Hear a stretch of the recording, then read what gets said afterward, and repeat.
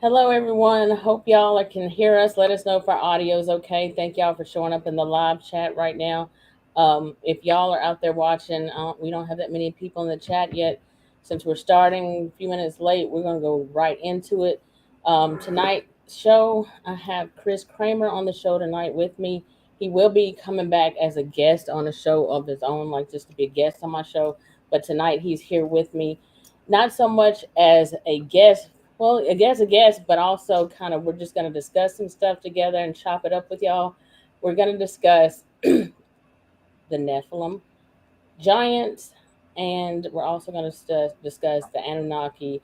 And we're going to go into like several different areas, and we're going to try to bring a lot of this stuff to present day.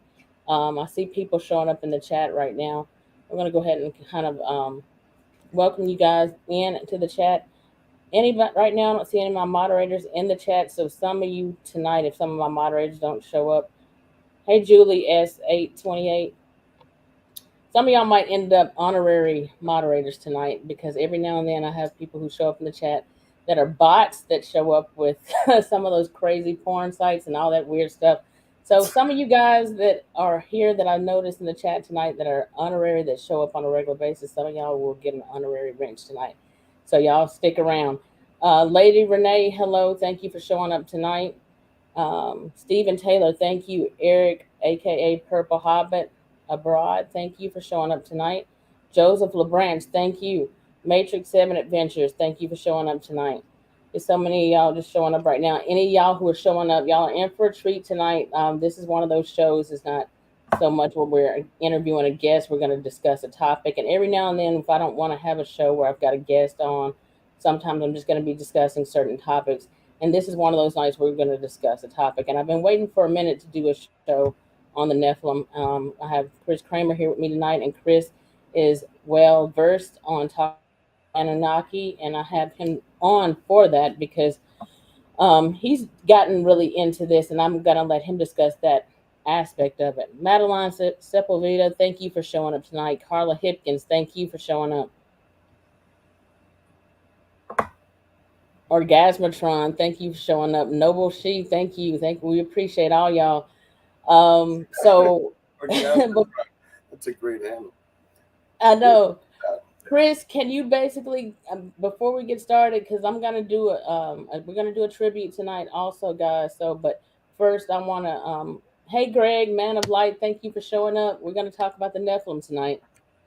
Now, Chris, can you give basically everybody an introduction to yourself before we get started? He's gonna be kind of co-hosting or talking with me about this subject tonight, and then after that, we're gonna do a tribute or discussion real quick about Carrie Arnold before we go any further. After that, we'll talk about whatever y'all want to talk about.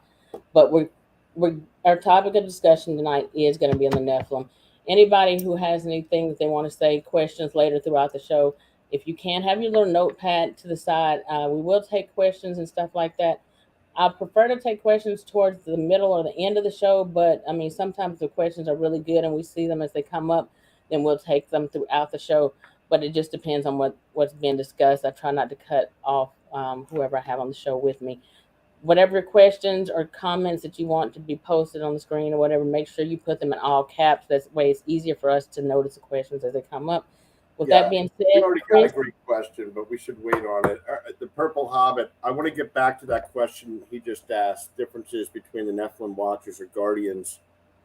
Okay. Myself. But so repost that if you would in a little while so it doesn't. Actually, let me put that on the screen now. You don't have to answer yet because I'm going to let you give your introduction. I'm going to leave it up there on the screen. And everybody, y'all hold y'all's questions.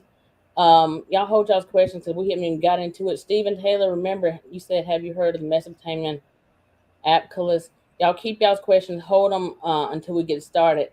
And we will take them about 30 minutes or more into the show, but keep your questions. Make sure they're on all caps. I'm going to let Chris basically give you his credentials, all that good stuff. And I'm going to keep Eric, a.k.a. Purple Hobbit's question up there. But if you'll go right into that, Chris, then we'll give my tribute to Carrie Arnold.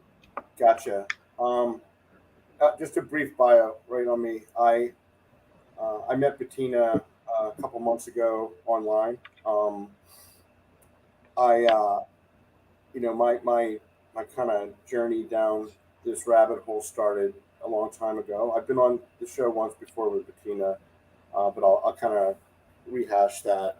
I had an encounter back in 1992 while hunting. First and last time I ever hunted, and as a result of that encounter with a Sasquatch, I started slowly at first, but as time went on, really taking a deep dive down into all the different theories of what these things could possibly be. I've done a lot of work out in the forest. I've spent a lot of time out researching petroglyphs, encounter areas, as well as looking through historical narratives to try and connect some dots. I've done that for a long time. With the advent of the internet, um, you know, in the early 2000s, where information got easier to be shared and also looked up. Mm-hmm. It became a lot easier to start, you know, looking for parallels to things that I've discovered and learned on my own. I hate the term researcher. At this point, I feel like I'm more of an experiencer. I have a collegiate background in classical studies with a heavy dose of theology and mythology in my background. On a global, multiracial ethnicity standpoint. Um, and I've been able to take a lot of that, what I've learned, and then start looking deeper into those things for some answers. I will say this right up front. I did not start out uh, this journey as a very spiritual guy. Um, Mm-hmm. I didn't think that what I saw was an ape the first time I ever had that first encounter. Uh, but I didn't know anything. I mean, I think I'd seen the Patterson Gimlin movie as a kid, and I didn't really make an Yes. impression on me. It wasn't my thing. And over the course of time, I've been really blessed. I've been able to cultivate some deep friendships and relationships with some people uh, that are engaged in this phenomenon that aren't very public about it. Um, and I have never been very public about it up until really the last month, where Bettina kind of convinced me to come sit with her and talk, and the reason I agreed to it, I prayed about it because I pray these days a lot, um, was that I saw an opportunity where there was a platform that was just getting off the ground with an engaging host that was inquisitive, open minded, and um, you know, was a little bit more interested in just sharing the casual. We were camping and something threw a rock at us stories. Like I've heard 8 billion of those. They all have Mm-hmm. value. They're eye openers for people. But my journey in this thing is kind of I don't take pictures anymore. I don't try and take video anymore. Um, those type of things have done nothing but enrich my interaction with uh, the groups that I've been lucky enough to really interact with me. And that's where I'm at today. That's the short version of it. I live in Well, Phoenix, Arizona, and I travel all through the Southwest, all up into the Pacific Northwest, and various mm-hmm. points between. Well, you and I have talked off and on, and we've talked about different stuff as it relates to like our theories and beliefs and the reason for why we do this. Like for some of us, we've had encounters and stuff like that. And for the encounters we've had, it kind of gets you off on that that area where we all start out like wanting to hear more encounters, wanting to learn more about our experiences and try to find out and make sense of what we've experienced. And it kind of comes to a point where you listen to encounters and encounters and encounters, more podcasts, more shows, and then it gets to a point where you kind of hit a dead end or a stalemate where it's like, okay, well, now for me, it's beyond entertainment purposes. You get to a point as a podcaster or as a researcher where you want to learn and understand more about what these experiences are for, why they're happening, what these things are. You need to make sense of it. And then for the ones who are out there as guests of the show, subscribers, members of groups, fans. It should get to a point to when you're listening to these different stories. It should get to a point for all of you where you, whether you've had an encounter or not, to where you want to know, what is this? Why are they here? Why are we seeing so many more of these things now? Have these things been around for thousands of years? Is this a natural occurring animal? Is this a Nephilim? Is this some type of interdimensional being? There's so many different aspects of it, because once you get to hearing so many encounters, then it becomes redundant. It becomes like a repetitive. And then at that point, for me, I personally got burnt out with it, because it's like, well, it's just one thing after another. One story is just a repetitive. What we should be doing at this point is taking these stories and taking the common denominators from each encounter that we listen to, each story that we listen to, bringing all the different information that you get from those that correlate and that are the same in each encounter. Like we, for example, you hear the dogman. A lot of times you hear they're jet black. Some of them, majority of them that you hear about, they look like a black German Shepherd or Anubis, the tall pointy ears, tufts of hair on top of the ears, amber eyes, hawk style legs, sometimes muscular, sometimes emaciated looking, different characteristics like that.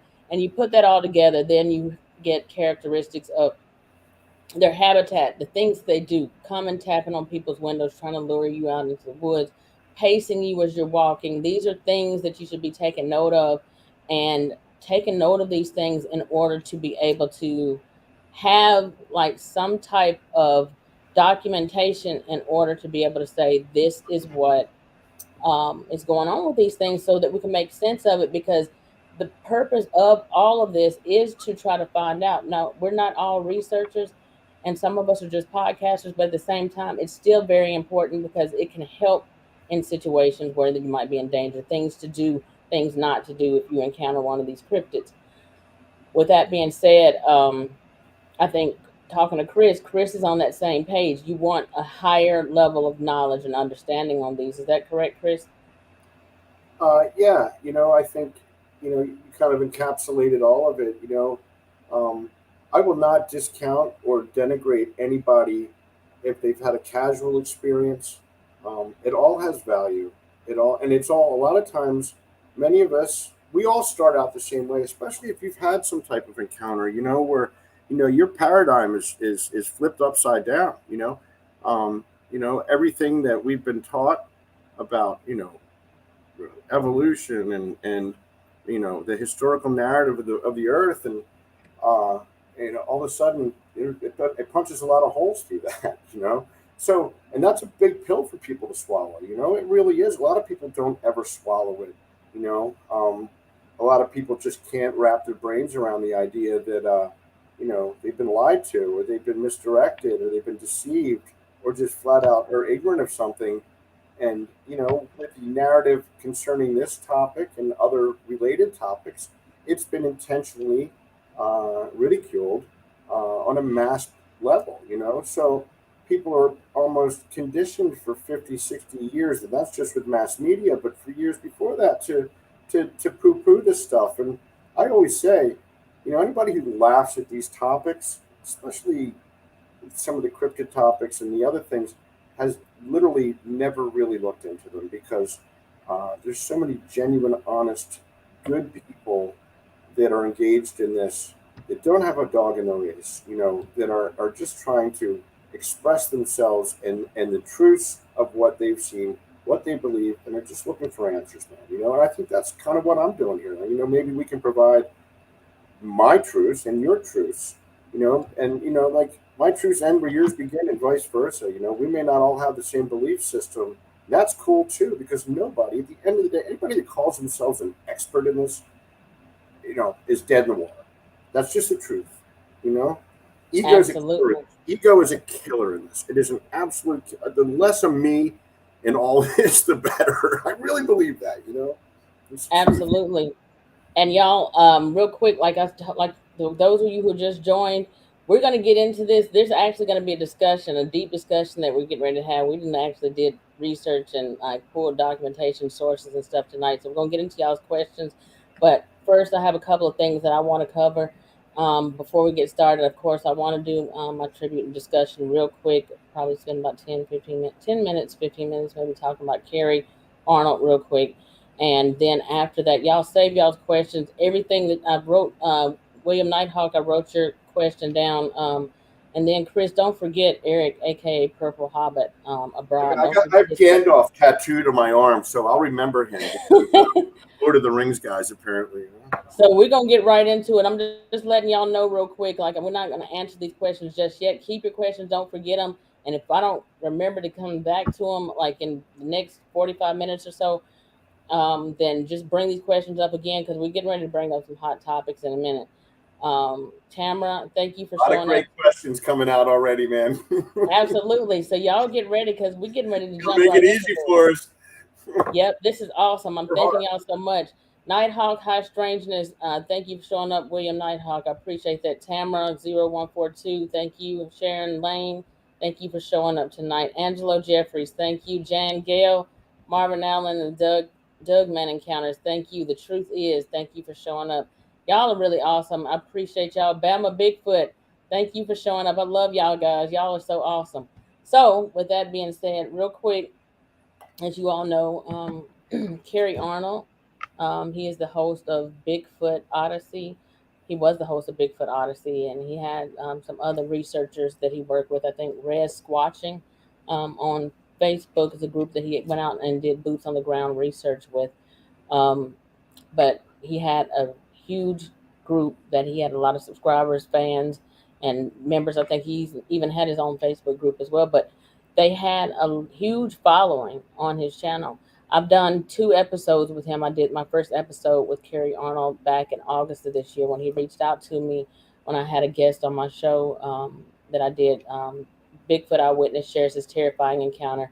My one of my admin of my group, Brandon Tolbert, and I had him to come on and share his encounter. And Carrie, I guess at that time, had heard Brandon's encounter on my show, and he actually reached out to Brandon and wanted to have us both on his show to discuss those encounters. And at that time, Carrie did not know that I'd had my own encounters, but not with Bigfoot, but Dogman. But he wanted us to come on together, because I think at the time Brandon was more traumatized about his encounter and wanted, he wasn't feeling that comfortable. He wanted me to be on there with him on that episode.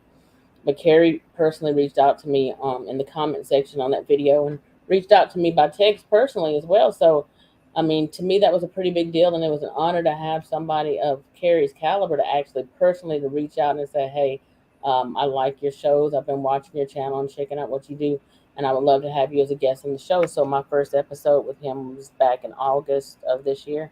My second episode, he called me back to come back for a second time, was episode 240 on his channel, Bigfoot Odyssey. And after that show, Carrie would usually do his shows for about, and he was pretty strict to doing his shows for about an hour, and then he would cut off. But we had such a good time on that last show that I did with him on this was last Wednesday. He enjoyed the episode. He's kind of more laid back. He's not one of those hosts that does a lot of like chit chat, cutting the guest off and talking and stuff like that. He's just kind of monotone, but he's like really matter of fact, down to earth. A great guy, just a real humble spirit. And so I could never tell like if he was really enjoying the show or not. But after the show, after the episode we did that night, we talked about my encounter, and I went further, deeper in depth, and I asked him about his encounters as well, because he's had encounters with Bigfoot, and he showed the Bigfoot that he had a picture of on his channel, which is also his profile picture for YouTube, which he called Banner, and it had a green face. It actually looked like the Incredible Hulk. And that was something that we discussed on that show, as well as my encounters inside as a dog man and our theories of what these creatures are, where they come from. We went into all of that. Now, after that show was over with, I got off the show with him that night, and after I got off the show with Carrie, he texted me after the show was over, and he said, I really enjoyed having you on a guest on the show. Feel free to come back anytime. Out of all my shows that I've had and have had a lot of guests on the show, I really enjoyed having you on. Feel free to come back anytime. Would you be willing to come back again and do another show with us this Friday? That was last Wednesday. So last Friday would have been my third time going back. When Friday came, I had something come up and I wasn't able to go on the show with him that Friday. And I said, hey, Carrie, I'm not going to be able to make it this Friday for the show. So can we reschedule? He said, sure, no worries. Let's just reschedule for Wednesday, which I think the date on that would have been the 14th. What's today? The 18th? It was I last think Friday. last Friday I was supposed to go on the show with him. I wasn't able to make it, and he said, "Oh, we can just reschedule." And then we rescheduled for this past Wednesday. I think that would have been the 14th, and I wasn't able to make it. I messaged him and I said, "Hey, Carrie, I'm not going to be able to make it for Friday's show." He said, "Let's do Wednesday." But as you all know, Carrie passed away that Tuesday night, which would have been the 13th. So we never did get around to doing that third episode. So I just wanted to pay homage and give honor to him because I mean, for those of you who've known him for a long time, and I didn't get to know him very long, I wasn't associated with him very long, but just for the short time that I was in contact with him, I could tell already he was a very kind person, a very humble spirit. From what I've seen online with him and his wife Linda, they had a beautiful relationship, a loving relationship, and he seemed to be a family man. And from what I've also heard, very giving. He gave to charities and stuff like that too. So I just wanted to give an honor and pay homage to the man and just say that I can tell that if he had not passed away, he would have been somebody that I definitely would have loved working with or even meeting up with in person to meet. He's one of those people that you meet in life that you feel like, you feel like a better person because you met that person. You feel like this is a humble spirit and this is a man, like this is somebody you can trust. And I'm just telling you, I wish that I had not um, rescheduled with him that Friday because you never know from one minute to the next. They say always like you never take a day for granted. Like you never want to go to bed angry with somebody. You never want to take your friends, your loved ones for granted either because when it comes down to that, you never know. Like life is like a vapor. One day Huge you're here, the loss. next day you're gone. So I Big, wish that I had not rescheduled. If I'd known like that would have been the last time that I would ever talk to him again, I never would have done that. And so I have a lot of sadness. So I just basically wanted to pay homage to him, saying rest in peace to Carrie Arnold. Hopefully the Lord has got you in his arms. I know he does. You're a beautiful spirit, a humble spirit.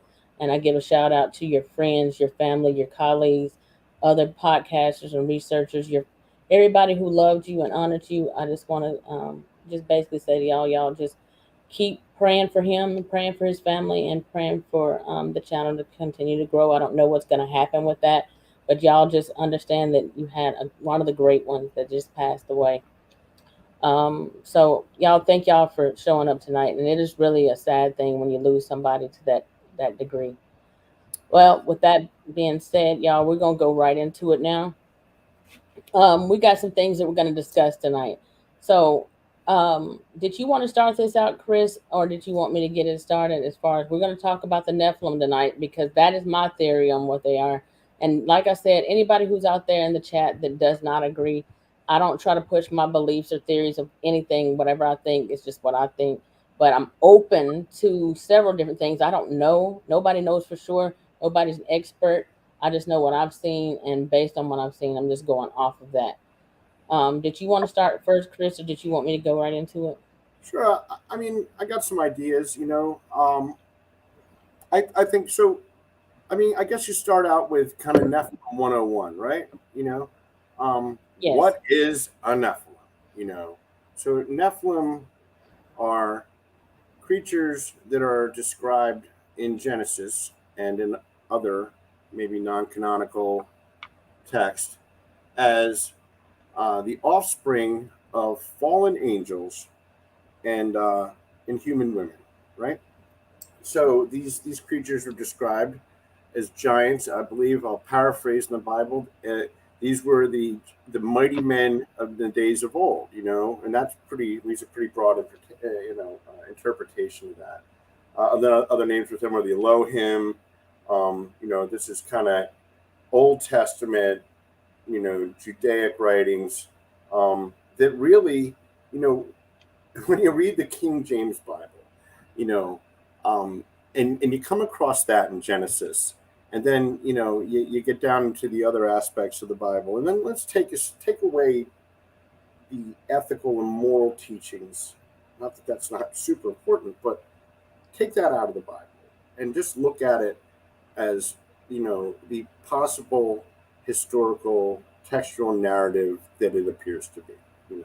And then you look at those, you look at Genesis, which is filled with a lot of magical things. The creation story, the fall of the Garden of Eden, the story of the Watchers, the story of the Nephilim, the story of Noah, all these fantastical things that were going on in the beginning days, right? And then you look at the Nephilim, and it says in Genesis the Nephilim were here before the flood and also after, So there's a continuum of that story, Absolutely.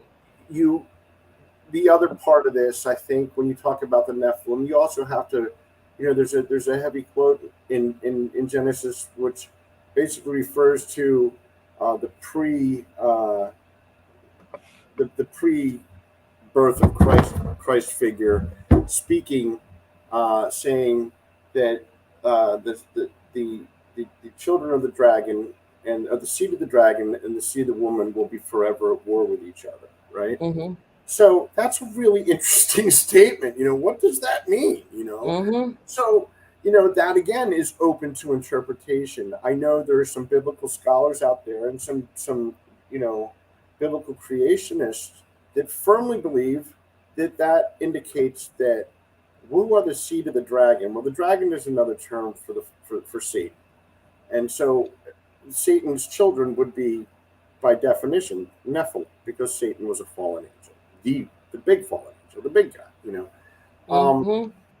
and so the seed of women would be man, which were God created, meant to be on this earth. The Nephilim were not of God; they were never supposed to be. So, there's a guy named L.A. Marzulli, who's one of the few people I pay attention to that really takes a deep dive into the Nephilim stuff, right?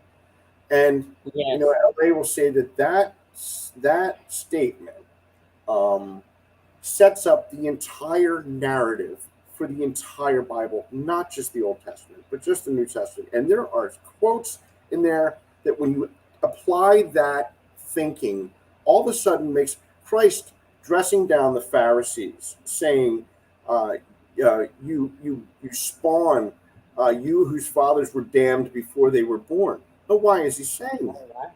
Why does he say that? He says that because they were Nephilim. That's possible. The Pharisees were a genetic Nephilim tribe, as many of some of these Judaic tribes very well possibly could have been. And let me preface all of this by saying, I am not saying that this stuff is true. What I'm saying is that in my experience, in my research, in my quest, the boxes all check off a lot into this thing. They just do. Does that mean that I'm trying to squeeze this into my own narrative? No, because I don't always agree with all of this at all, because my experiences have been maybe otherwise. However, that's kind of like an intro into what the Nephilim were. There is enough evidence, and I'll let you open some line of questioning here, Bettina, if you want. Well, before I get into the question, no, I like what you're doing, and I was just writing a few things down here. I wanted to kind of go into a few things real quick to kind of further expand on some things with the Nephilim also, because there's different theories when it comes to the Nephilim. Some people believe that they were the wicked sons of, what was it, Cain or something like that. Like some people believe that, and that they were the wicked sons of Cain with the. I believe that is what women, the Bible is indicating. That the sons of Cain were, the daughters of Cain were possibly the ones who had, had sex with fallen angels, and they proliferated. There's other biblical texts where the Hebrews, the Jews were ordered to go into Canaan and kill every last man, woman, and child and beast. Now, yes, that doesn't sound like a loving Christian God, does it? Or even a Judaic God, It doesn't. It sounds like it's an angry God. And why would they command them to do that? Well, I Mm-hmm. believe that it's very possible that they were commanded to do that because these creatures, they also talk about when the Jews went in and scouted these Nephilim tribes that were supposedly in Canaan, that that the Jews would be like grasshoppers to them. That's how large these beings were. They were giant people, you know. So again, you're looking at a historical narrative through a biblical lens, you know, and um, you start to connect dots that way. And I do it with prejudice because, again, we're trying to squeeze this narrative into the only thing we have to squeeze it into from a historical standpoint. But that doesn't mean it's true, you know. Well, That's always the thing, you know. And there's so many more uh, writings that back some of this stuff up. You know, the obvious ones are the Book of Enoch and the Book of Giants, which isn't, considered canonical. However, mhm. Enoch was of the line of Noah, and therefore Abraham, and therefore he can't be discounted. And those are fascinating pieces of literature that, for some reason, were intentionally left out of the Bible. You know, why is that? I don't know. I've got some ideas, right? Um, Now, I wanted to expound real quick on some of the stuff you were saying. So the Nephilim, we're gonna talk about the Nephilim. We're gonna talk about the Anunnaki, the giants, and we're gonna talk about the difference and all that kind of stuff. Real quick, I had pulled up some sources earlier today. Now it says the Nephilim were giants, the violent superhuman offspring produced when wicked angels made it with human women in the days of Noah. The Bible account says that the sons of the true God began to notice that the daughters of men were beautiful. This is Genesis 6:2. Those sons of God. Now I'm gonna say this real quick, and I'm gonna let y'all know right now. For those of you who are not Christian, you can remove this part if it doesn't apply to you and you don't want to accept it. That's fine. You don't have to accept it. We will be bringing the secular aspect Look and at the it as scientific ancient, aspect possible also. historical text. That's all. Yeah. Take, So take any idea of some spiritual connection, some biblical message, and remove it from your brain, and just look mhm. at it as a 3,000 year old, 15, an, an 35 ancient year historical old text. writing that wasn't written by J.K. Rowling. So Exactly. it's not like it's fiction. It was No, what you're these right. people believed. So Whether exactly. So Chris is just saying basically take it as an ancient historical text. And when you take it as an ancient historical text, we're going to be bringing up other sources too. The Epic of Gilgamesh, the Book of Enoch, several different books and writings are going to be brought up. So I'm going to just kind of expound on it. But it says the sons of God. Now, in the sons of God, in the biblical aspect or Judeo Christian, whatever you want to call it, aspect of this, the sons of God in the Old Testament, that did not apply at the time to Jesus. Jesus was not on earth at that time. So sons of God did not apply to believers in Christ at that time. It applied to the angels, sons of God. They saw that the daughters of men were beautiful, and those sons of God were actually spiritual creatures who rebelled against God when they forsook their own proper dwelling place in heaven, materialized human bodies, and began taking wives, all whom they chose. Now that is talk. Now Genesis 6:4 goes on to say, let me pull this up real quick. Hold on, Chris, real quick, because I want to read this to them before I go any further. It says, now when those angels who went outside of their proper estate, as the Bible says, Genesis 6:4 goes on to say, there were giants in the earth in those days. Now it depends on what biblical version that you're reading. There's several different, I don't know, like 1,000 different versions of the Bible. Some versions say there were giants in the earth in those days, and some versions say the Nephilim were on the earth in those days. But it's an this, interchangeable word. yes, the King Nephilim James version, basically yeah, the King James Version said there were giants in the earth in those days, and also after that, when the sons of God, which were the angels at that time, came in unto the daughters of men, and they bare children to them, the same became mighty men, which were of old, men of renown. Now we know men of renown, when you look at that as the Titans or the superheroes, you've got Zeus, Hercules, Mercury, Mars, these different gods, Thor, stuff like that. Those things were in Greek mythology, that were not biblical. I guess that when the biblical God would have called that demigods or false gods. But those things did exist. So when you see movies and stuff like that depicting these things on movies, whether you call it demigods, whether you call it superheroes, titans, whatever you want to call it. You put that together, and then you put the Genesis 6, and then fallen They, angels. What they you're have showing their is that birth. They have their birth in this. Is what exactly. you can they're all you can draw. Even DC Comics and I'm always amazed at look at the mainstream popularization of these types of archetype heroes, right? Like why is that? I mean, it's a spiritual question to me. Like why is that pushed? Like it's an interesting question. Side note, Absolutely. Absolutely, and I brought all that up to her for a reason. So I'm not going to harp on this forever. I'm just trying to. I'm going somewhere with this, y'all, and we're gonna go expound really deep on this tonight because it's something I've been wanting to do for a while. I just got lazy and didn't feel like pulling sources and pulling all that stuff up. I've done this before, but it takes a while when you really want to get deep into it. But a few other things I want to say because later I'm going to try to tie this in somewhat to where it comes to like cryptids, Bigfoot, Dogman, and other stuff that's out there right now because for me as a Christian, like there's no new thing under the sun. These things have been here for thousands of years. They've always existed. It's not brand new.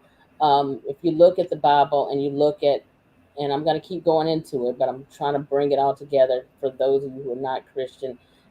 The Bible goes back 6,000, 10,000 years or something like that. And then you have ancient Egyptian, ancient Sumerian, which is ancient Sumerian actually predates the Bible, and the Greek and all that Aramaic. So when you have ancient Greek mythology, then you have like the satyr, which that's today's goat man. And then like you have, what was the one half bull? Is that Minotaur?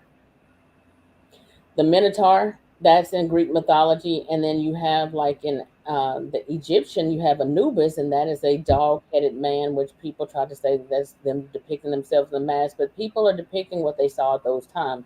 You got Moloch, which was a god that people were worshiping, that they were sacrificing babies to, and I can't remember what that one was. Was that a owl or bird type god, or is that a cow god, or what? I can't remember right now.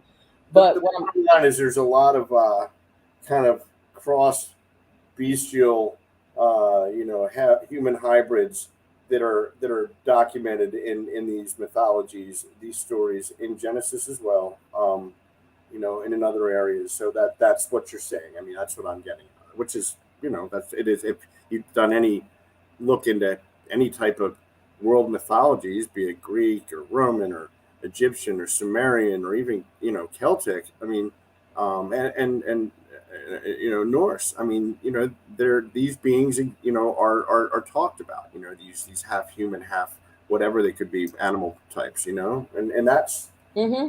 that ties in again to the Genesis stuff. And let's make a distinction here. And So, for anybody that's got an issue with any biblical canon being used to push this topic forward, do not forget that there are texts that predate the Old Testament by thousands of years. The obvious one being the Sumerian tablets, where the entire Genesis story is laid out in those tablets thousands of years before there was such thing as a Jew. So, are they religious texts? Kind of, but not really. They're more of like historical documentation, I believe. mm-hmm. So when you look at it that way, look at the fact that it's a continuum of a narrative that what's in the Old Testament that has been passed down for thousands of years prior to that book starting to be pulled together and written. That's the truth. That's undeniable, and that takes out any stigma. As far as I'm concerned, if you're looking at it from a scholarly academic nature, that takes that stigma out of the fact that we're quoting a book called something, called the Bible. We're quoting something that is quoting something that is far older, and that's how I've always approached it, because it takes away that, like I said, that stigma that kind of comes with, oh, well, whatever your experience is as far as spirituality and religion goes, it takes that out of the equation. Absolutely. Well, and for those of you who are out there wondering how this all ties in, why am I bringing up the biblical aspect? Y'all get it in here in just a second. I'm about to finish this up. Genesis 6:7 goes on to say, the Lord said, I will destroy man who I have created from the face of the earth, both man and beast, and the creeping things and the fowls of the air, for it repenteth me that I made them. But Noah found grace in the eyes of the Lord. So it goes on basically to basically say he destroyed the creeping things and the fowls of the air, everything. He created the animal. I mean, he destroyed the animals too. And it says in God, Genesis 6:12, and God looked upon the earth, and behold, it was corrupt, for all flesh had corrupted its way upon the earth. Originally, I used to wonder, okay, the people, I get that. So you got the fallen angels, with their offspring, the Nephilim, the giants. So you got that, and then they had started devouring people. They had started devouring and eating people. They had started killing. They had started, I don't know if it was the fallen angels, that they came down and they had started, I think the book of Enoch goes in great detail explaining what the fallen angels were teaching people, like weapon making, all this kind of stuff, sorcery. But the giants had started. Yeah. Makeup, even, the Yes. beautification of, of adding blush and Yeah. things that God, you know, hadn't intended for us, maybe yet or ever. It's, again, we're looking at the term evil, what I mean, and bad, Absolutely. good and evil. That's a paradigm that you can't just ignore. You can't do it, because like the good versus evil, dark versus light thing. I mean, that's part of the Tao of the universe, man. It's part of the dichotomy of human beings. It's part of our society. It just permeates everything. So that can't be dismissed, whether or not your concept of good and evil stems from a biblical or a Christian or a religious background. It doesn't matter. It's still there. Absolutely. And in just a second, y'all, I'm gonna have Chris go straight into his knowledge. He's gonna go into some things because I've got notes for him too that I want to cover, because I want to cover this from different aspects: the ancient alien aspect, the Anunnaki aspect, and sky gods, all that kind of stuff, even down to the Native American beliefs of like Critical. Quetzalcoatl and Kukulkan, all that stuff, because what it all boils down to is what they call sky gods, the ones who came down from the sky. So in Christianity, we call that angels. Then you got the ancient alien theory. Some people say interdimensional beings, aliens, Anunnaki. So it's all kind of somewhat interrelated and one and the same, but just different cultures called it different things. The reason I brought all this up about where he said that he also, all creation had corrupted its way upon the earth, is because I used to wonder, okay, well, the people, okay, I get that, but how did the animals corrupt their way up on the earth? And it wasn't so much that the animals had corrupted its way up on the earth. The Bible leaves it there, and you're like, there's no explanation for it. It just left it. But then when you get into the book of Enoch goes further into detail, talking about the genetic splicing and genetic manipulation that there was happening, that these fallen angels were also doing to the animals that were on the earth at that time. So if you have, like in Genesis 6 and in the book of Enoch, and fallen angel or an angel having sex with a human, and the result of that procreation is a giant human, then what do you think you're going to get if you have a fallen angel manipulating the DNA of a wolf or a dog? You're going to get something that's like a dog man. You're going to get a giant wolf or dog standing on hind legs. And since it's got fallen angel DNA, this is just my theory. I could be completely wrong about it, but I do know that in Dr. Melba Ketchum's study, that she told me herself that what she got from that was part animal, part human, and part unknown. Well, what is that part unknown? We don't know what that is. But I'm saying that there's something to this. If you get a fallen angel and then you put that together with, like, I guess a reptile or a lizard or some type of serpent, then you're gonna get a dragon. And why do dragons not exist anymore? Funny you should bring all this up, because yesterday I had the privilege of going to see David Pilatus speak live at a event in Phoenix. And for all of you, I'm sure anybody that's somewhat involved in these topics would know who David Pilatus was. But for those who don't, David Pilatus wrote three of the best books ever on the Sasquatch phenomenon, as well as authored 8 or 9 books on the Missing 411 series.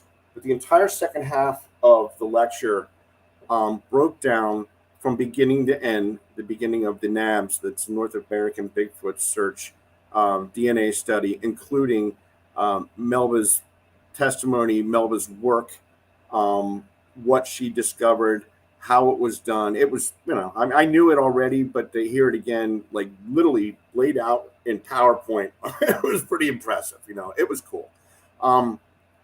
It speaks again to that. I think it's a good segue, since we're talking about gene splicing, into going into the Anunnaki, right? I believe, for those of you that don't know, and I think anybody that's here probably has watched enough of Ancient Aliens or maybe done a little bit of reading. I don't think you can bring up the term Anunnaki and these topics without bringing up Zachariah Sitchin, and to a lesser extent, Graham Hancock. Sitchin, for those of you who don't know, he passed away a few years ago in his 90s, and he was a brilliant scholar. He was an Orientalist. He was a biblical scholar and an archaeologist. And Zachariah Sitchin was one of the first archaeologists and scholars that was allowed to examine the Sumerian tablets and then try to decipher them, right? So Sitchin has a huge following. Sitchin is really the grandfather of the ancient astronaut theories, right? And not all of the other archaeologists, almost none of them fully or even partially agreed with his interpretation of the tablets themselves. However, Zachariah Sitchin spent years in the field, going kind of like an Eric von Däniken type,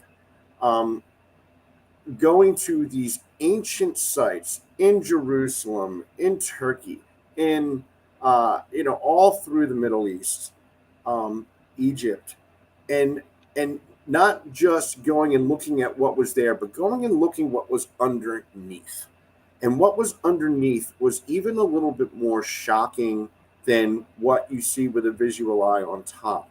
He went to the Temple of the Mount, and underneath there's a caves underneath the Temple of the Mount. People don't know this, and the foundation of these buildings is so massive, it makes the pyramids look like frigging Legos, man. I mean, it is unbelievable. These are the types of things where he was drawing conclusions and analysis to. Again, we talked about the fact that the Sumerian tablets, all of those other archaeologists, including Sitchin, will agree that the biblical Genesis story is a continuation of that. Of the Sumerian story, of the Sumerian legends and the Sumerian histories, So this is where I part, like if we want to talk about what I believe and my experience, my experience with these beings hasn't been the same as what perhaps you would think something that was possibly Nephilim descended would be. I believe that Zachariah Sitchin, I believe that Hancock, I believe that even the ancient astronaut guys are all swinging in the right direction, but they're not necessarily looking at it at the full picture. They're trying to squeeze it into that space alien craft narrative. The Anunnaki stuff is fascinating. It really is fascinating. But the Anunnaki story itself, I've taken that deep dive into Sitchin's work. He was pretty brilliant, and he talks about these beings as 300 beings. It's literally the exact same thing in the Book of Giants, that Enoch talked about a couple thousand years later. But Sitchin made them to be from a planet called Nibiru that needed gold in order to protect gold dust in order to create some sort of protection around their atmosphere, which was decaying. So they were able to make a spacecraft come to Earth. The initial Anunnaki came here and started mining for gold with very little success. This is where the gene splicing comes into. And over the course of time, they decided that there was a native hominid on Earth. This is from Sitchin. I don't know. I don't believe some of this, but I'll lay it out. So Sitchin says that the workers that initially came with the Anunnaki from Nibiru started to rebel from the conditions in the mines. And the Anunnaki, I believe his name was Enlil or Enkel. There's two half brothers that hated each other, but they were both here. Anyway, decided that one of their wives was a geneticist. Apparently, if you believe Sitchin, these Anunnaki were much more advanced than us as far as gene splicing and technology. And so they created from the DNA of the Anunnaki themselves and a native hominid to Earth, they crossbred and made another being, right? That was meant to work in the mines instead of the Anunnaki people that had come here themselves. That kind of speaks to Bigfoot to me. You know what I mean? Like that's possible. That's where that's what comes to my head. But let me continue.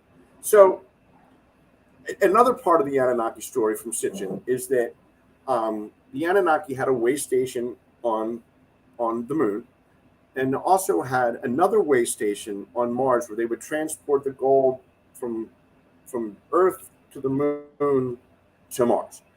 There was a settlement on Mars, and there's enough kind of strange evidence on Mars. You look at that face, some of these other structures that are on Mars, they kind of back a little of this up. You have to admit it just does. But so there was a wedding, and the Martian versions of the Anunnaki came down here, right? And they saw there'd been another experiment where they tried to perfect these beings, and they created man, the first Adam and the first Eve, right? And they had offspring. This is aside from the mind workers, right? So these 300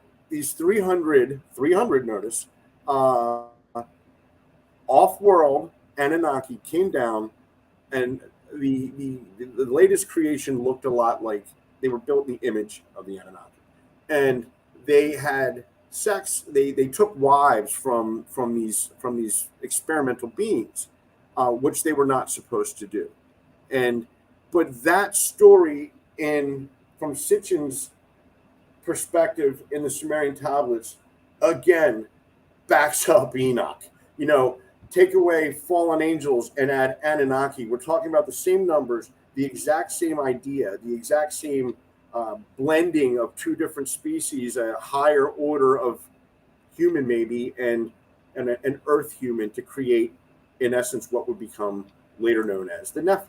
Right? That is absolutely. That is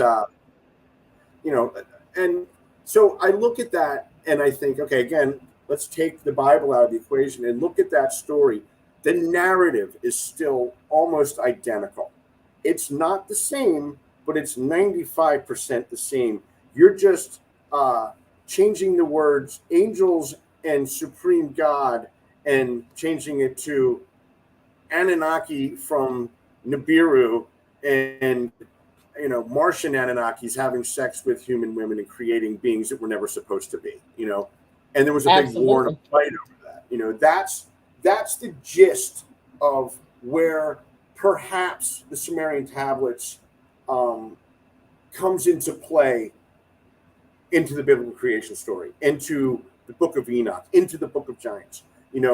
So you can't, just because the Old Testament is not as old as the Anunnaki story in the Sumerian tablets, doesn't make it any less valid, because it's a continuation of a narrative, maybe twisted to add a little allegorical meaning and push it in more of a God direction. But the bones of it are almost identical. And that speaks to me of historical. Hold on, Chris, real quick. Hold on.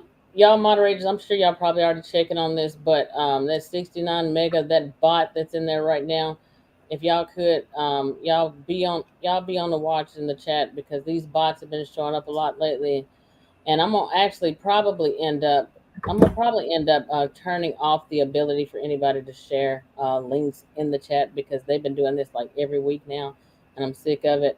But y'all just ignore them. But y'all see this, y'all just block them. Don't just hide them from it. I don't even want them in here anymore. 69 mega.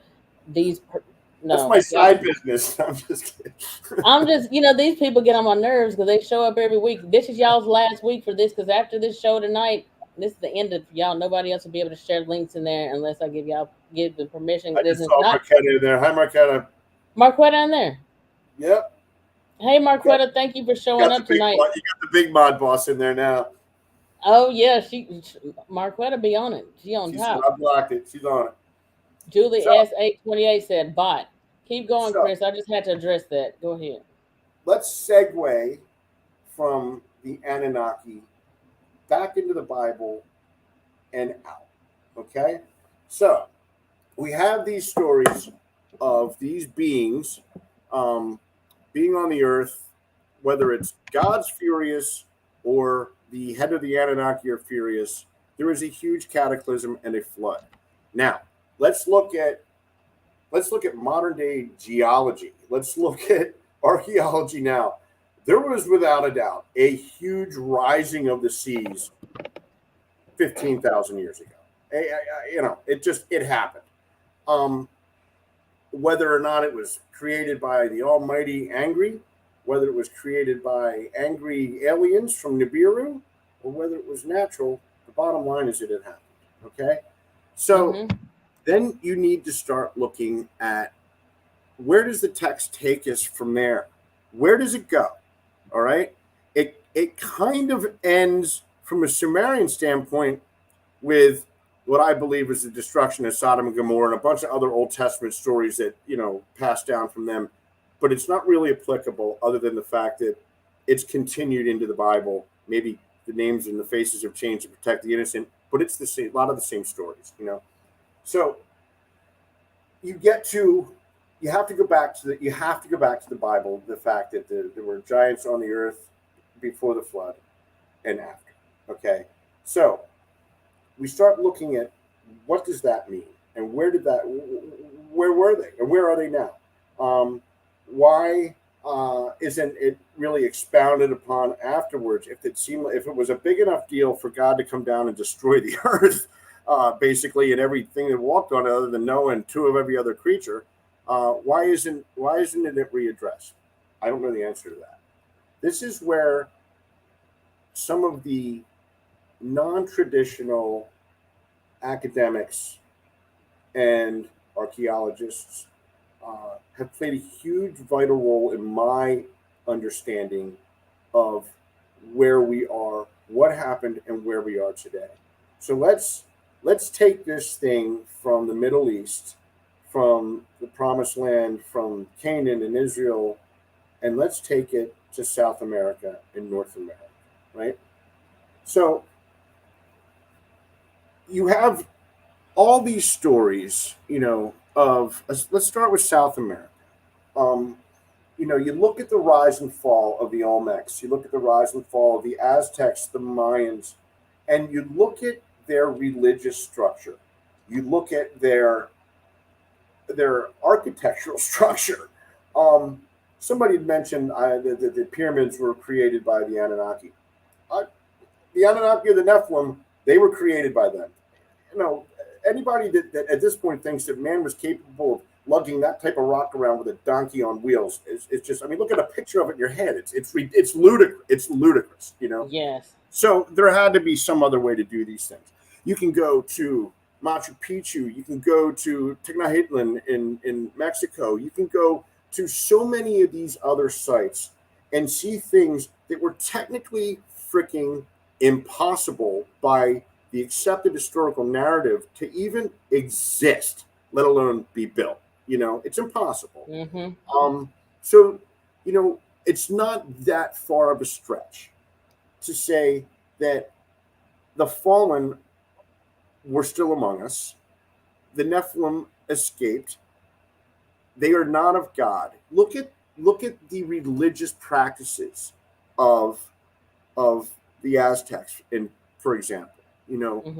Sacrificing on a pyramid, which is shaped like a phallic symbol, a penis. That's what it is. A triangle in any ethnic historical background is always a symbol, as in an inverted triangle is a female symbol for fertility, a vagina. Okay. a pyramid is a phallic symbol. It's a penis. It's a penis reaching up into the air with blood being poured down on it in sacrifices. That to me is a big FU to God. All right? Okay. Without a doubt. Look at, so this is just the stuff that we see now, not stuff that's being pulled out of the ground right now in southern Mexico and in Oaxaca and other areas.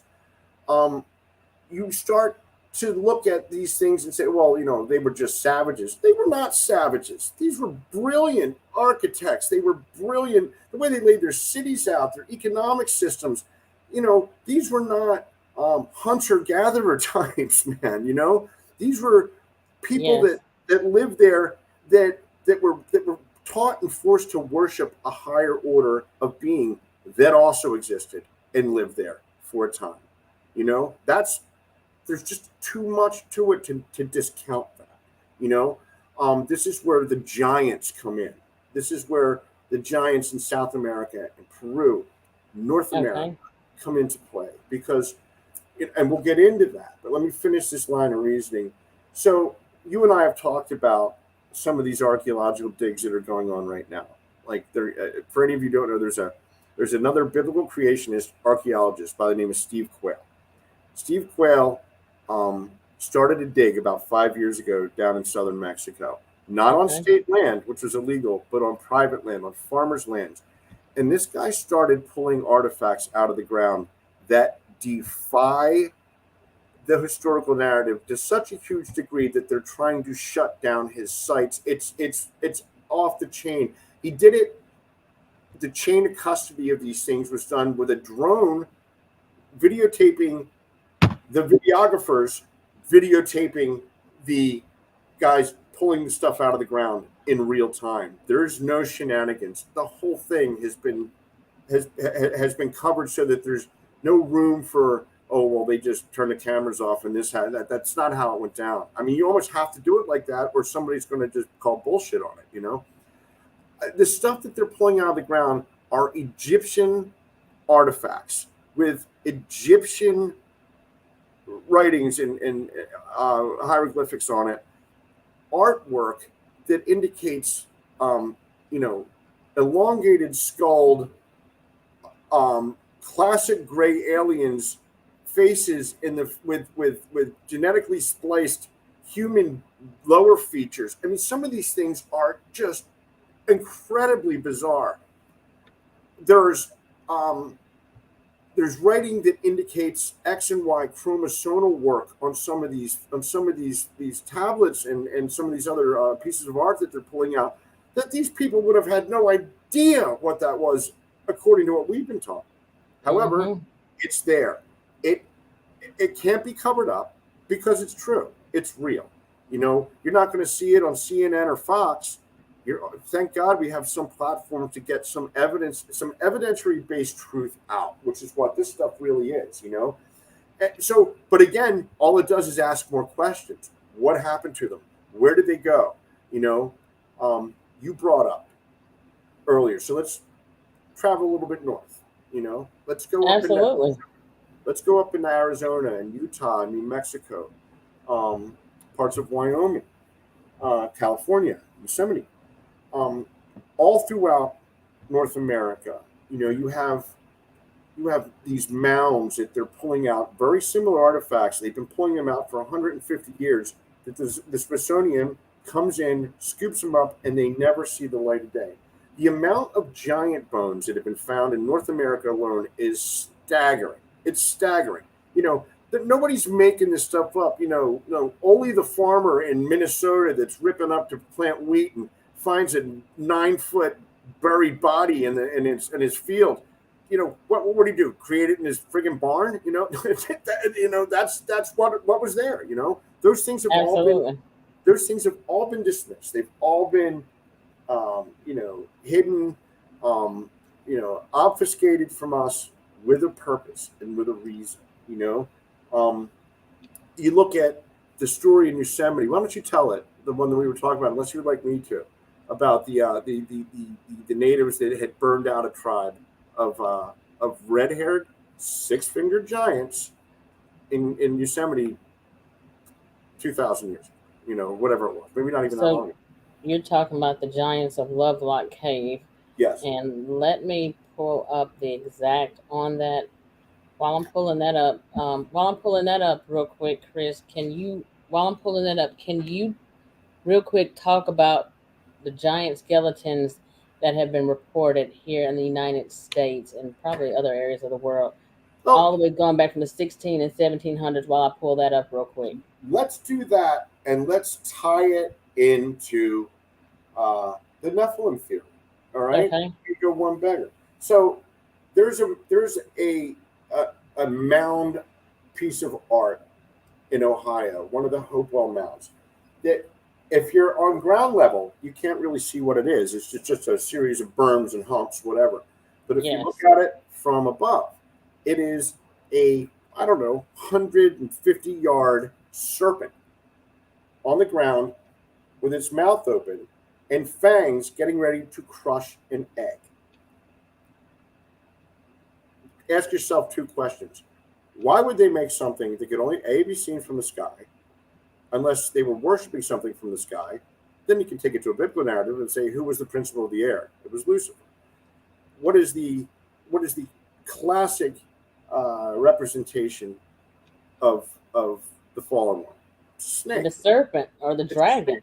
Right. What is the classic the representation of fertility? It's an egg, right? So Mm-hmm. Satan devouring man is what basically that serpent mound to me is saying.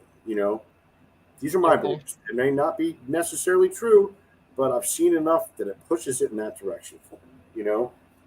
You look at, I've seen some things like, I was up in St. George, Utah, back in the end of May, and I went up to a place called the Anasazi Ridge, which has I do a lot of petroglyphing because to me, the North American historical text isn't what we've written in the last 250 years. It's what's been left for us by those that lived here for thousands of years before us. And the only really great stuff there is the petroglyphs. This is an incredible story. So I was up there. No, it wasn't. It was in June. I was up there, and it was the summer solstice. And my fiance and I went up for a hike. It was hot as hell, about 2 mile hike up to this ridge, right? And there's a big cliff that runs for about 4 miles along this ridge, and then it jumbles down a boulder field, right? And scattered within this boulder field are some of the most amazing petroglyphs I've ever seen, and I've seen a lot of them. So while I'm up there, there's this woman sitting on a rock filming one of the petroglyphs. She's got a feather in a band in her head, right? And Mm-hmm. so I walk up and says, "Oh, it looks like you found a good one." And she says, "Yeah, would you like to learn about them?" Well, my giant ego and hubris goes, "Well, maybe I could teach you something about them." You know what I mean? Mm-hmm. Wrong idea. This woman was amazing. She broke down for me. She had come across a woman by the name of Patricia Kent, who was married to a man who grew up in the area and used to play with the native Pimas and Navajos that lived in that area, and Utes. They were Utes. So he learned as a kid, these kids were telling him, well, we know what these things mean. Mm-hmm. Sounds a little crazy. She went on to break down the entire, on a petroglyph wall, from right to left, like it would be written in Hebrew, the entire Genesis story. And when she pointed out to me, like, alarms went off in my head, like, holy crap, that's exactly what this is. It was like a depiction of God, Adam and Eve fleeing the Garden of Eden, having to till their own fields. I mean, it went all the way through the entire book of Genesis on like 17 petroglyph panels, all the way through this thing. This stuff was carbon dated at, I don't know, 200 AD. Like we weren't here then. You know what I mean? Like, so Right. I guess the Mormons were like, yes, because that would mean that, Christ was in, maybe somebody had to teach these people this story. But the fact is, it's there. It's there. You can go YouTube, go search the Anasazi Ridge and a woman named Patricia Kent. who is she's an archaeologist and worked for the Forest Service that actually breaks this stuff down panel by panel. Not only that, this is how amazing this place was. So, unbeknownst to me, this woman is filming this petroglyph because on the equinoxes and the solstices, there is a shadow-light interaction. She shows me this one panel that's supposed to be Christ. And as the sun hits it, I was there the day after the equinox, or the solstice, so it was still going on. At the end of it, at exactly 12 o'clock, a thunderbird appears in the upper right corner of this thing. It's a shadow, and it's not like, oh, baby, that's a thunderbird. It's like, it's a thunderbird. It was incredible. I'm going back up there for the equinox, or whatever the one is in October. I have to see it. It's that incredible to me. But it speaks, again, it's an offshoot, but it speaks to the narrative, to the idea that what we've been taught about the history of North America and South America and the reality of it is so different that it's undeniable to me at this point. Undeniable. And this includes the giants. This includes the fact that the Smithsonian covers and has continued to cover these things up. Real quick, Chris, I want to go into something real quick. Because we got so much to talk. Chris is going, I'm not getting ready to shut this down no time soon. We're going to probably go for about another hour. But because Chris has got so much knowledge, he's going to be on about 3, 4, 5 shows. I'm just going to let y'all know right now, Chris can talk. I let Chris take over. Real quick, Chris, Eric, also known as Purple Hobbit, I'm trying to look for that comment because Chris was talking so much I couldn't even find it. Chris, I love you to death. I got to crack on. I think I've got it. Yeah. But Chris, Eric, what did you say about, you had a comment a few minutes ago and I can't find it now. I think I'm going to scroll too far, but he said something about the myth of dinosaurs. Can't find that comment right now. Can you repeat that comment down below again? Oh, there it is. What do you think about this? You answered this one, Chris, because he said, why do you think that they came up with the myth of dinosaurs? Do you think dinosaurs are a myth? And if so, why?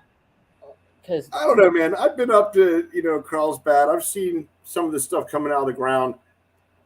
There was something there, I mean, whether it's, they're one of the great lie is the theory of evolution. All right. That is that Darwinism is an absolute hoax. It has to be a hoax from what we've learned already.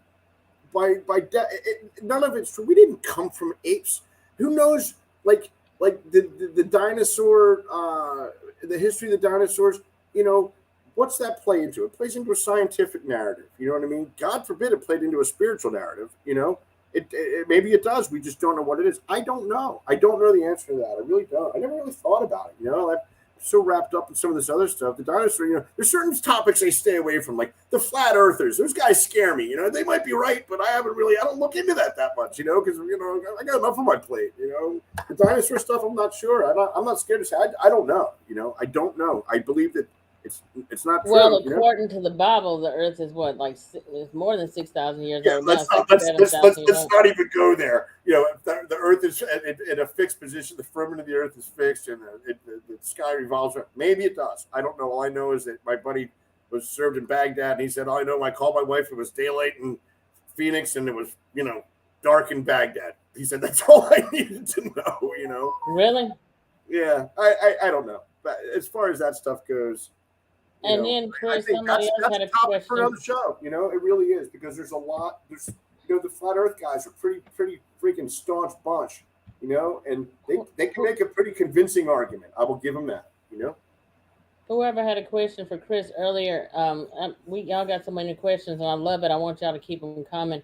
But y'all got some really good questions. I want y'all to keep those questions coming. Somebody had a question for Chris earlier about the giant of Gandahar. They asked you if you. I don't know where the comment is, but if you're still here in the chat. What do you think of it's a giant of Kandahar real? Yeah. I couldn't answer that. I've heard it's kind of like the. Well, Chris, you follow L.A. Marzulli. What did he say? You watch that all the time. L.A. L.A. thinks it's real, and I respect L.A. There's a lot of people that there's enough kind of supporting evidence, but it's always kind of like he's. My friend heard a buddy that saw this type stuff. You know what I mean? nobody that was actually on one of the recovery teams has ever come out with any, with any conclusive evidence that that's true. But again, fits a narrative. A six-fingered, red-haired giant over in, basically the Middle East. Like I mean, who am I to say that's not true? I know that giants are real. I know they are. I know that Chris, they exist. I believe they partially do. But Chris, real quick, for the people who are in the chat right now that may not know the story of that red-haired giant, I mean not the red-haired, the giant over there in It's Giant, red-haired. Can you tell them about that real quick?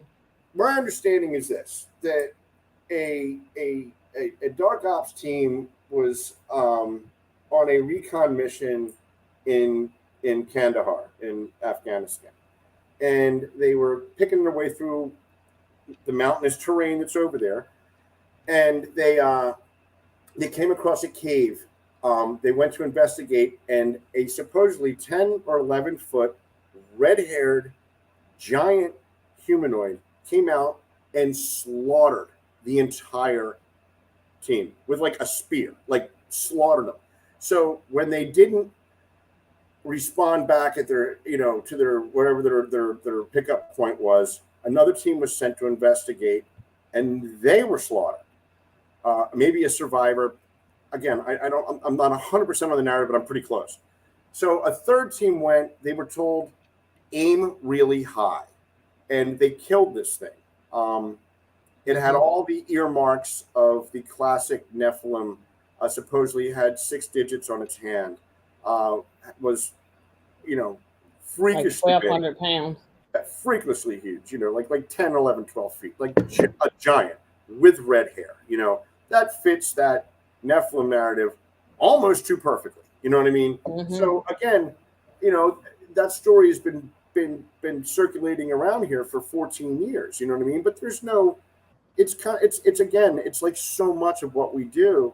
We're relying on, as much, I try not to, but some of the stuff you just have to. You have to rely on the word of others, and you have to also take into fact that not everybody's a liar. And to call somebody a liar, like when you do experiences with people, some of it can be really outlandish sounding, right? But who am I to call anybody what their truth is? I mean, are there hoaxers and liars that are engaged in this thing? 100%. But does that mean that all of us are? No. Let's say 3% of what we hear is 100% true. That's enough for me. It's the truth. The truth always comes out, man. In some form or fashion, it does, and it will. That's my take on the Kandahar thing. Real quick, Eric, aka Purple Hobbit, I'm gonna call you EPHA, Effa, because that's a long title. B Moss, Carrie never accepted the reality of Dogman that I'm aware of. We had conversations on the show and behind the scenes. Go back and check out episode 240 and check out, episode 240, and then some of the conversations that we had behind the scenes. He was starting, I think on episode 240, he actually mentioned to me on that episode that he didn't always open up so much or believe too much about Dogman, but the more he got into listening to more people's encounters, that he started to be more open and more aware that there was something there. I've shared several pictures that I've had with him. I've got videos. I've got documentation. I've stopped. I don't share my pictures of I don't have those blob squatch, Dogman pictures and stuff like that. I've got some really excellent ones. I can't say it's 1080, but I can say that the pictures that I have of the Dogman I have, you can pretty much look at it, and I can put a picture of Anubis side by side with those pictures, and you can actually say, "Oh wow, you're looking at a German Shepherd looking at you straight on, snout like straight forward, ears on top of the head." Chris, did I share that picture with you? Yeah, it's a great shot. And I'm not tooting my own horn because I'm not that type of person. I've got some pictures that look like garbage, Blob Squad pictures, even though I know what's there. Those are pictures that I will not share to the group. I'm going to share my best stuff because I already know that for the most part, if you're trying to prove something to members, subscribers, and people like that, you don't show your worst stuff. You need to show before and after pictures. Show the pictures in the summertime when they're full of leaves. Show it when there's nothing there so that people can see, okay, well, you said this is a tree trunk. Okay, this is why it's not a tree trunk. You see that the tree trunk is way back here in the distance. This Dogman is now standing in the forefront right here behind these branches right in front of you. The tree trunk is light gray or light brown or something like that, but this dog man is jet black, and I can walk over there. I actually did a video in real time called live on location last year to prove something. The ones in the group that wanted to say it was a rock wall, when I explained to them, no, it's not a rock wall. I grew up on that property. This particular dog man that I'm showing you, this one I call the Black German Shepherd head dog man, also known as Anubis. This is not what y'all think. This is not a rock wall. This is not the tree trunk. I walked over there in real time on video and showed them everything to prove my point. I grew up on that property 30 years. They moved in there in like 1985. So I already knew it was back there. I've been in those woods, but some people you just can't tell them anything. And I always like to say, I can show you better than I can tell you. You know I'm what? that person. I'm gonna prove it because I don't like. I'm a person. Maybe I'm a woman and I'm petty, but I'm gonna have the last word, even if I got to go over there in real time. You know what, Bettina? You know, as far as photographs and video, you know, like at this point of the game, at this point of what we're dealing with, you know, I've I've personally had to leave that stuff behind. I just Hmm. don't care, honestly. And I will say this without tooting my own horn: the places where I regularly go, where we have interaction with, I could take pictures of these things at will. I'm not kidding, and I could back it up. I Hmm. will back it up because you know, there's been some agreement that we don't do it. We just don't. You know, I don't need to. The days of me having to prove anything, or anybody in this having to prove. If you're asking, you want proof? You know what? Go watch the Kardashians, man, because you're not. This isn't for you. You know, like, you know, we'll Absolutely. start wanting. You know, that's fascinating, right? When you start to see what's out there, and you know, like I always had a knack for it. That was my thing. I had to be convinced otherwise. Then I was like, oh my God, they're right. You know, like the level of interaction that I started getting when I put the camera down, it grew exponentially. It's a trust factor. You know, they just don't like it. That's just the Sasquatch people. The dogmen stuff, I've seen them. You know, they're out there. There's a lot of different things out there that we just don't know. You know, that's the truth. You know, I want to I've address seen. this real quick, Chris. Eric, also known as Purple Effa. Gene splicing, interesting term for cross mating.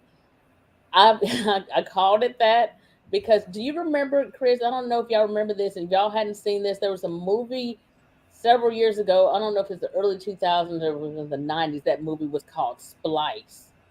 That movie was crazy. If y'all hadn't seen the movie Splice, look that up, and it was like some type of weird genetic humanoid slash alien type weird looking creature that looked human, but it had these alien type eyes and it had like the human flesh and it had a tail and it was just really weird. Y'all look up the movie Splice. So that's why I started calling it genetic splicing. That's why I came up with that. I will make up words every now and then, y'all. No, you know what? I mean, it's we're all talking about the same thing. You know, whatever it looks like, cross mating, genetic splicing. Uh, these things came into existence somehow. You know, I don't think they were initially naturally supposed to be here. So, whether they were created in a lab or in a bedroom, I don't know. You know, I don't know the answer to that. But they're here. They're here without a doubt. There Let was a me great ask you. question. Well, I tell you what. I'm gonna take a 5 minute break because I need a quick bathroom break. But Chris, can you also see your phone where you can take questions real quick? Yeah, I've got the chat up on the side here too, so I'm looking at it. I'm going to go back to one of Purple Hobbits. Go ahead, Bettina. I got this for a few minutes. One more question, Nobody loves Chris. the sound of their own voice more than me. So what was I gonna ask you? It's important too. When I come back, don't let me forget because I will forget. I want to talk about because I've heard Jack Carrie talk about this before, and don't let me forget. I want to talk to you about the sons of Anak. Sons of Anak. Another try. Also, is that the same as the Anunnaki? Don't answer it now. I'll be right back. Commercial break, Okay. y'all. Left to my own devices, this thing could fall apart really quickly. uh, anyway, let me just say that it's really a pleasure to be able to talk to you guys. I'm grateful that you're here. Um, you know, this is kind of a newer thing for me to uh, any public about anything that I do. You know, and I had to put a lot of thought into it before I did it. But I believe that, you know, in the right format, we can really share and exchange ideas and information. And aside from the encounter stuff, the value in that, there's value in it. But at this point, for me personally, um, I can get into all that I want. I want answers. I'd like to have a deeper understanding, and that's kind of been my journey for a while now. Um, I'm going to go back to a question that Purple Hobbit asked early on, because I have some ideas on it. Say, Chris, what's the difference between Nephilim and the Watchers or Guardians? Right. So again, we'll go down the Bible rabbit hole, and then I'll talk about my own experience in this specifically. So obviously, the Watchers were initially sent here for good reason, to watch over the spiritual welfare of God's creation, which would be man. Right? They fell. They were a younger contingency of a higher order of angels. They took wives. I believe the Watcher and Guardian are synonymous with each other. It's the exact same thing. I don't think they were physically guarding us. I think they were here to guard our spiritual condition. The Nephilim are their offspring. Again, not of God. If you go down that road, they were never supposed to be.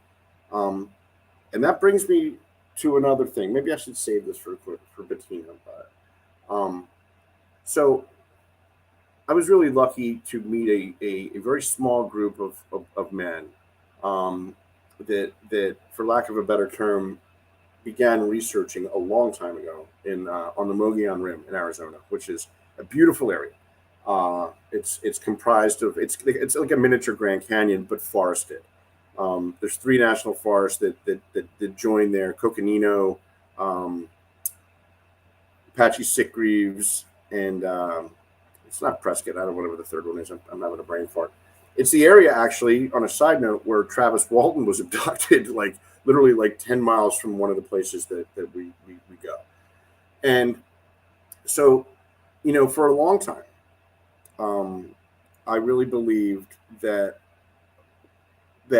it was possible that the Bigfoot people, the Sasquatch people, were descended from the Nephilim. Viewing Scott Carpenter, and the DNA study kind of matched up with that, and I started to believe it because they have some different abilities. They're not apes. They have they're able to do some things. They're able to, I believe, blink into an energy form almost at will. They can do a lot of stuff. Stuff that we don't have, or we've lost the ability to do. So we have a guy in our group that's an incredible man. He's kind of like almost like a spiritual advisor to me. He's one of my best friends, and he's an Iraqi war vet, decorated, as stable as a guy as you'll ever meet. And he's, he brought me into this group. At this point, it's a group of experiencers, because that's what's going on. And, there's mind speak involved in this. And I don't know how any of you feel about that until you've experienced it. It's it'll change the way you think and the way you perceive things. And our experiences with the group that we've developed a degree of trust with have never been negative, have never been wrong. There's been healings involved, significant ones. I talked about this the last time I was on the show. A year and a half ago, just under, I cut my hand off at the wrist in a terrible accident where I work. And I was healed partly by these Sasquatch people from some of the injury. It's unexplainable to my doctors how I even have function where I have function, and that happened. That's just one of many things. But we've been told that not only are they God oriented, but they believe in Christ. That was a big pill to swallow for me. But I've seen it backed up. We've had gifts of crosses made from braided twine left in areas. There's been a lot of things that back that up, as well as communication that supports that. So it makes me ask the question. What it was asked to me by my friend. What being that was fundamentally not of God and therefore not good would ever heal somebody? you know. And so it made me question whether or not these beings were Nephilim. You know, would a Nephilim heal someone? Would a Nephilim show compassion and love to a human? You know, and I don't think that they would. You know, if that's what they are, I don't think they would do that. You know, so the question was asked to them, you know, what are you? And the answer has come back, we are hidden in the Bible. That's a big book to start looking, you know. And I've looked, you know, there's some interesting passages that may kind of indicate that. But I think the bottom line of it is that whatever they are, we're kind of pursuing another theory that maybe that these are the Watchers as they were intended to be. You know, a spiritual guardian to mankind. You know, now this doesn't support other narratives and other people's experiences too, because there are people that have negative experiences. There are people that have been terrorized by these beings. There's people, you know, I know that, you know, I only know my own experience and my own truth. You know, I've never, and I've been out there a long time, I've never had a negative, fearful thing happen to me. And I mean, I've sat out overnights by myself in the 20 miles in the middle of nowhere and had these encounters and these interactions, and they've all been in a calm vibe, you know. So that kind of breaks that down. Let me take a couple questions. Chris, I have to say, when you said you don't take the cameras out anymore, I love that. I never film anymore. Thank you, Lady Renee. It's done nothing but improve everything in this for me. You know, really cool. Dark Woods, Chris, oh my God, the type of person I need to talk to so that I can reach the next level. Thank you. You know, maybe you'll have to ask me fiance if I'm taking her to the next level. I don't know. You know, I've been really lucky. I've been really blessed to have cultivated the friendships with some people that are much further down the road in this, especially from an experience standpoint, an interaction standpoint than I am. And they brought me into it, and I've been accepted, you know, and that's that feels really good, you know. It's cool. Let's see. I need a question. Where are we on this thing? Do you think the Sasquatch, because Carla, do you think the Sasquatch are trying to change their final destination, looking for a spiritual loophole? I don't know the answer to that. You know, what is their final destination? You know, I mean, if you go by Genesis, then they're damned if they're Nephilim. You know, they're, you know, if Christ is coming back and all wrongs are going to be set right, and these evil creatures are going to, you know, be sent into the lake of fire for all I know. I hope that the ones that I know aren't going to be, because they're nice and I like them. Looking for a spiritual loophole? I don't know if that's possible. You know, like I said, I didn't start this thing out as a practicing Christian or very spiritual, and that has changed for me 100%. I don't go to church. You know, Christ says that God lives within you, and I practice the tenets of Christianity, but I do it on my own, quietly, and I try and establish that personal connection with a God of my own understanding, man. You know, and that's what that looks like for me. So I don't know about a spiritual loophole. You know, I think man injects a lot of their ideas into some of the spiritual stuff, and we have no idea what we're talking about half the time. You know. What else we got here? Chris, are you familiar with Thinker Thunker? Yes, that's from Purple Hobbit. I am familiar with Thinker Thunker. I just watched a video of his a couple days ago. Honestly, guys, I don't spend a lot of time online. I know he's had some interesting, you know, he's a debunker. You know what I mean? So that comes with a degree of cynicism, just to have a YouTube channel that's been on tearing down other people's ideas. You know what I mean? So, you know, I anything that I've seen from him, I kind of take with a grain of salt, because, again, he's not there. You know, and you know, most of the time he's breaking down video, and video is always subjective. You know what I mean? I mean, people can post anything, or anything that's real can be dismissed. You know, so I don't put a lot of stock in him. Pretty smart guy, I imagine. You know, but again, cynicism is a deterrent to understanding, as far as I'm concerned. It's negative, and I try and keep that negative stuff out of my life, man.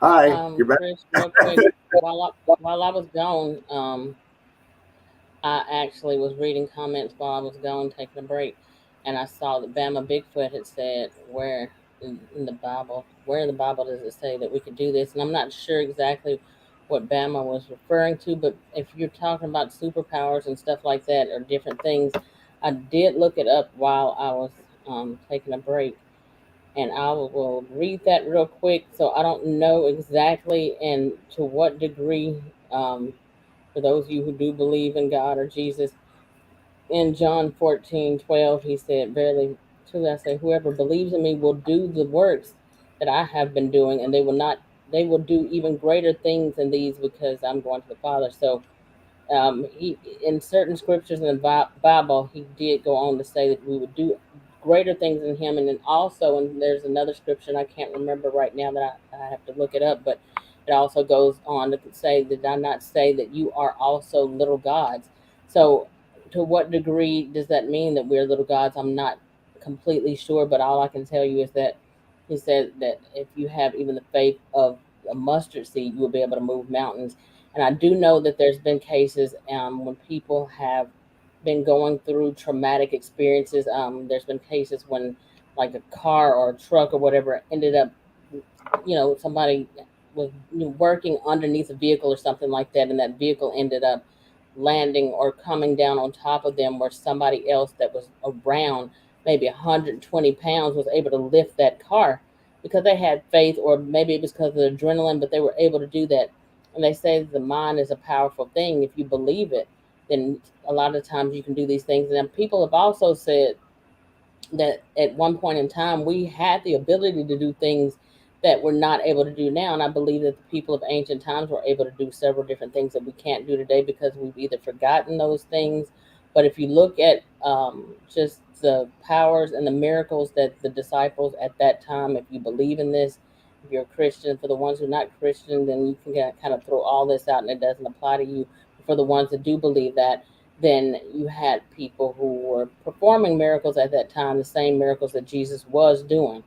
So if you look at it like that, then now taking out the Christian aspect of that, if you go into the ancient Egyptians, they were able to do things that people today are not able to do. They say that the pyramids that were built, the ability, how those pyramids were built, they were built so great.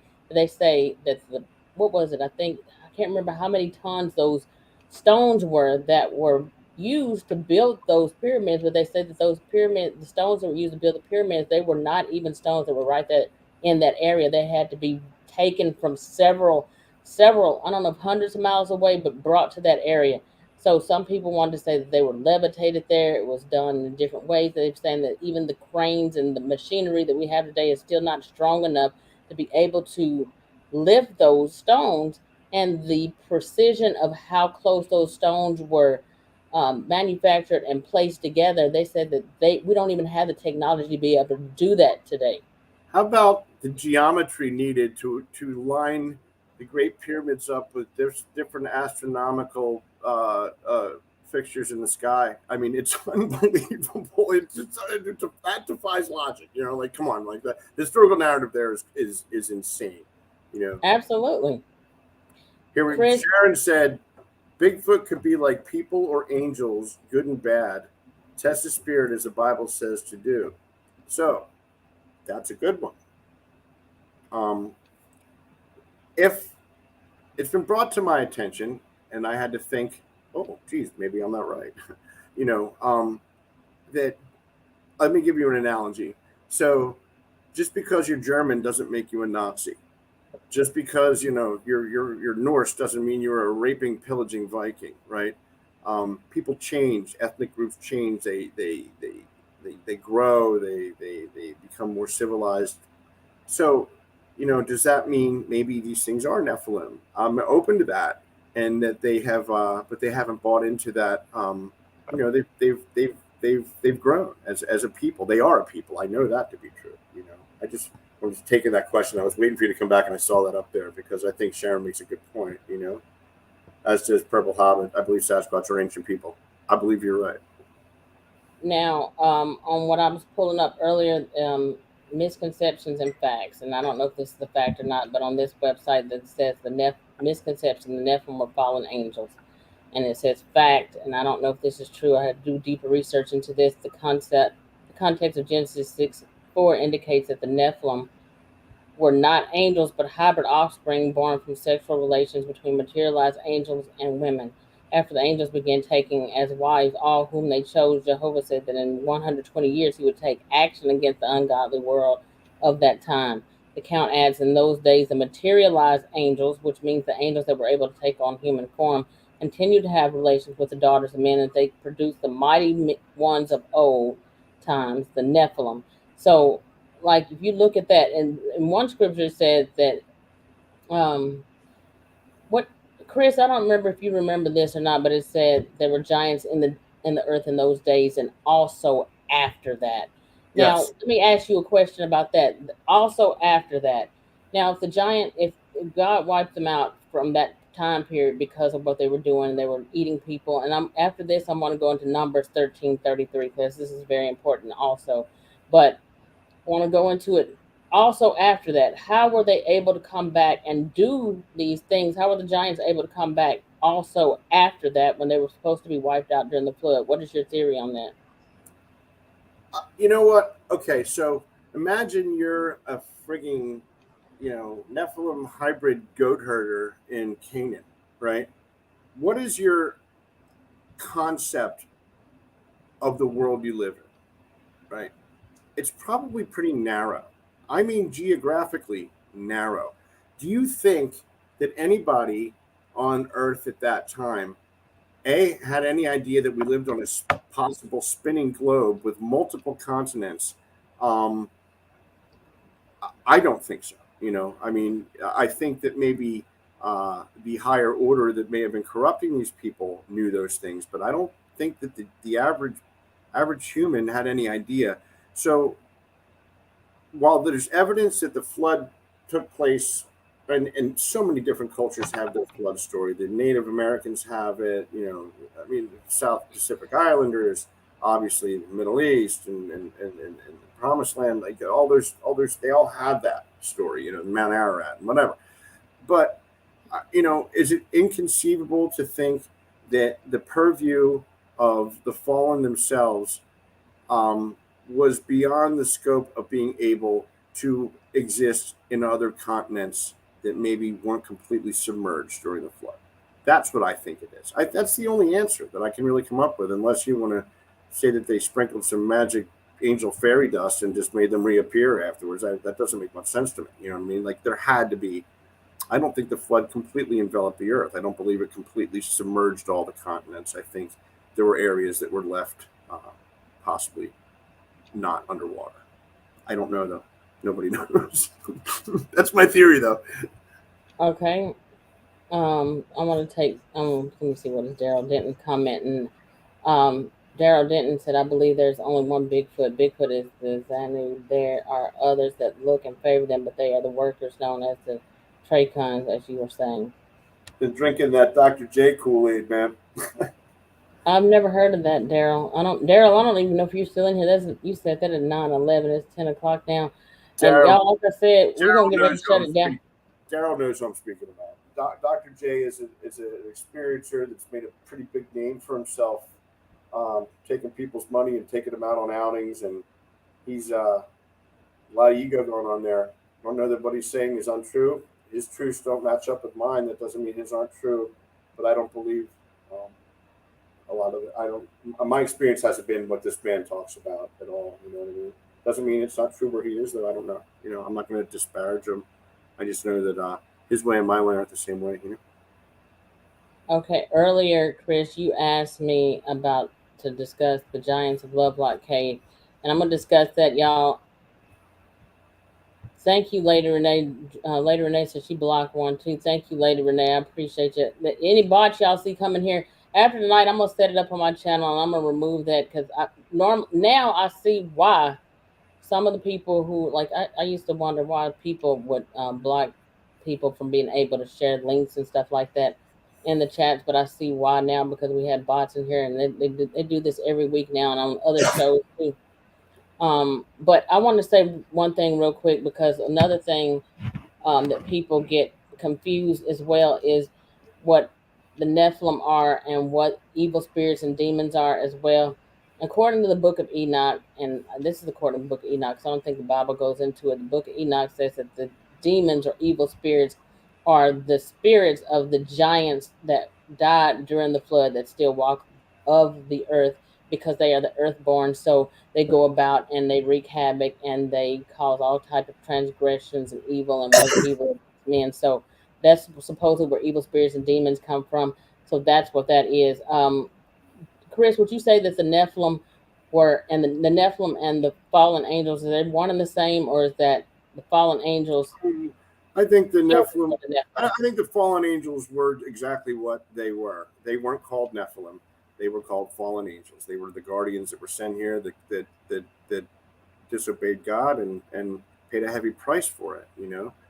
Supposedly they were all imprisoned and under mountains and tortured, and they're all going to be thrown in the lake of fire at the end of days, right? And they're named in the book of Giants. They're named in the book of Enoch, like each specific one, the leaders of the rebellion, which is what it was. It was a rebellion against God. The Nephilim themselves are the offspring of them. That's there's a distinction. They're related to them, but if you go by this stuff, then they're angelic human hybrids. Fallen angelic human hybrids with maybe some of the abilities that the a higher order would have had that we didn't have. Somebody brought up something really interesting too, about these things being ancient people.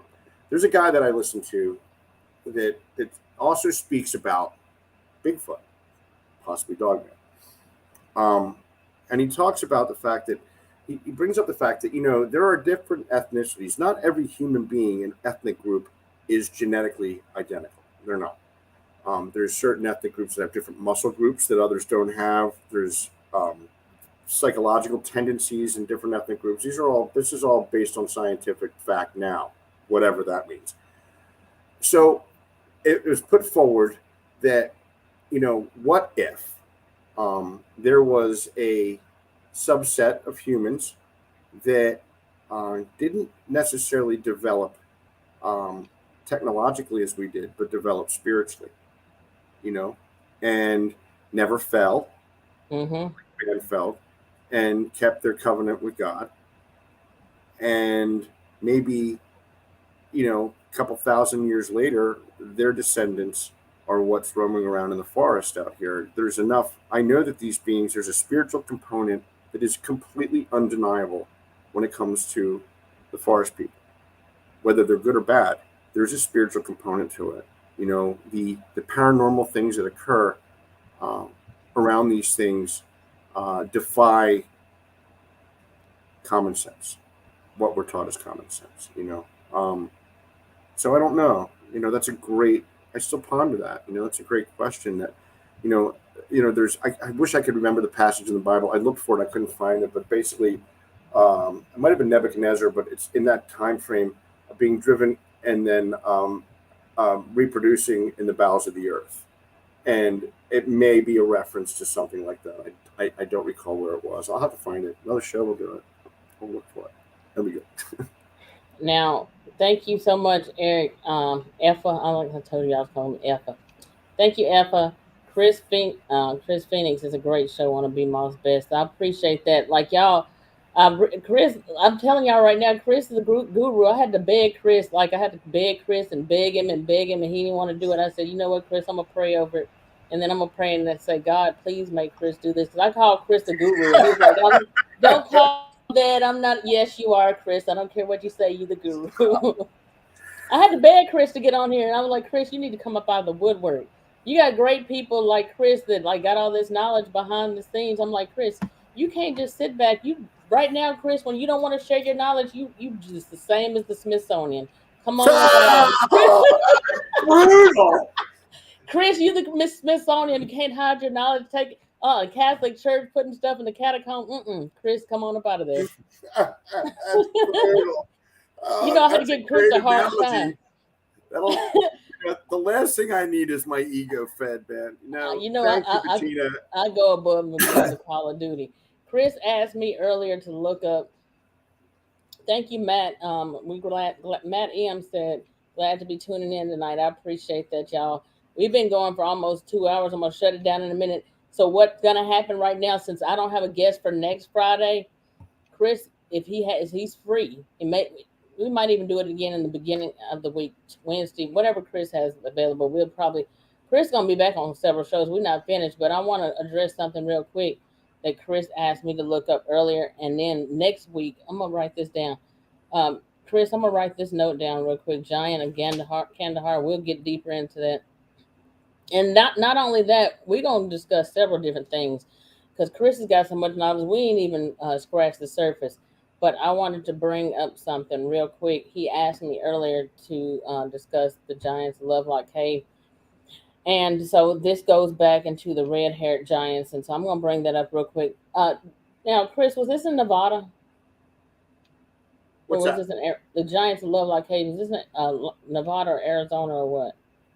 That's in. I'm pretty sure it was in Yosemite or right on the edge of Yosemite. I'm almost 100% on that. Okay, I found it now. They were doing an archaeological dig in Yosemite. I think it was 1910s, 1920s. Like it was 100 years ago. Yeah. It's 19. So, okay, y'all. So I'm going to go into this. We got 9 minutes left. I'm going to go into this. We're going to close with this. But whatever questions y'all didn't get. Oh, my God. Like, we got a celebrity down there in the comments real quick. I'm going to have to pay homage. Dave's my boy. A shout out to Dave Hollis.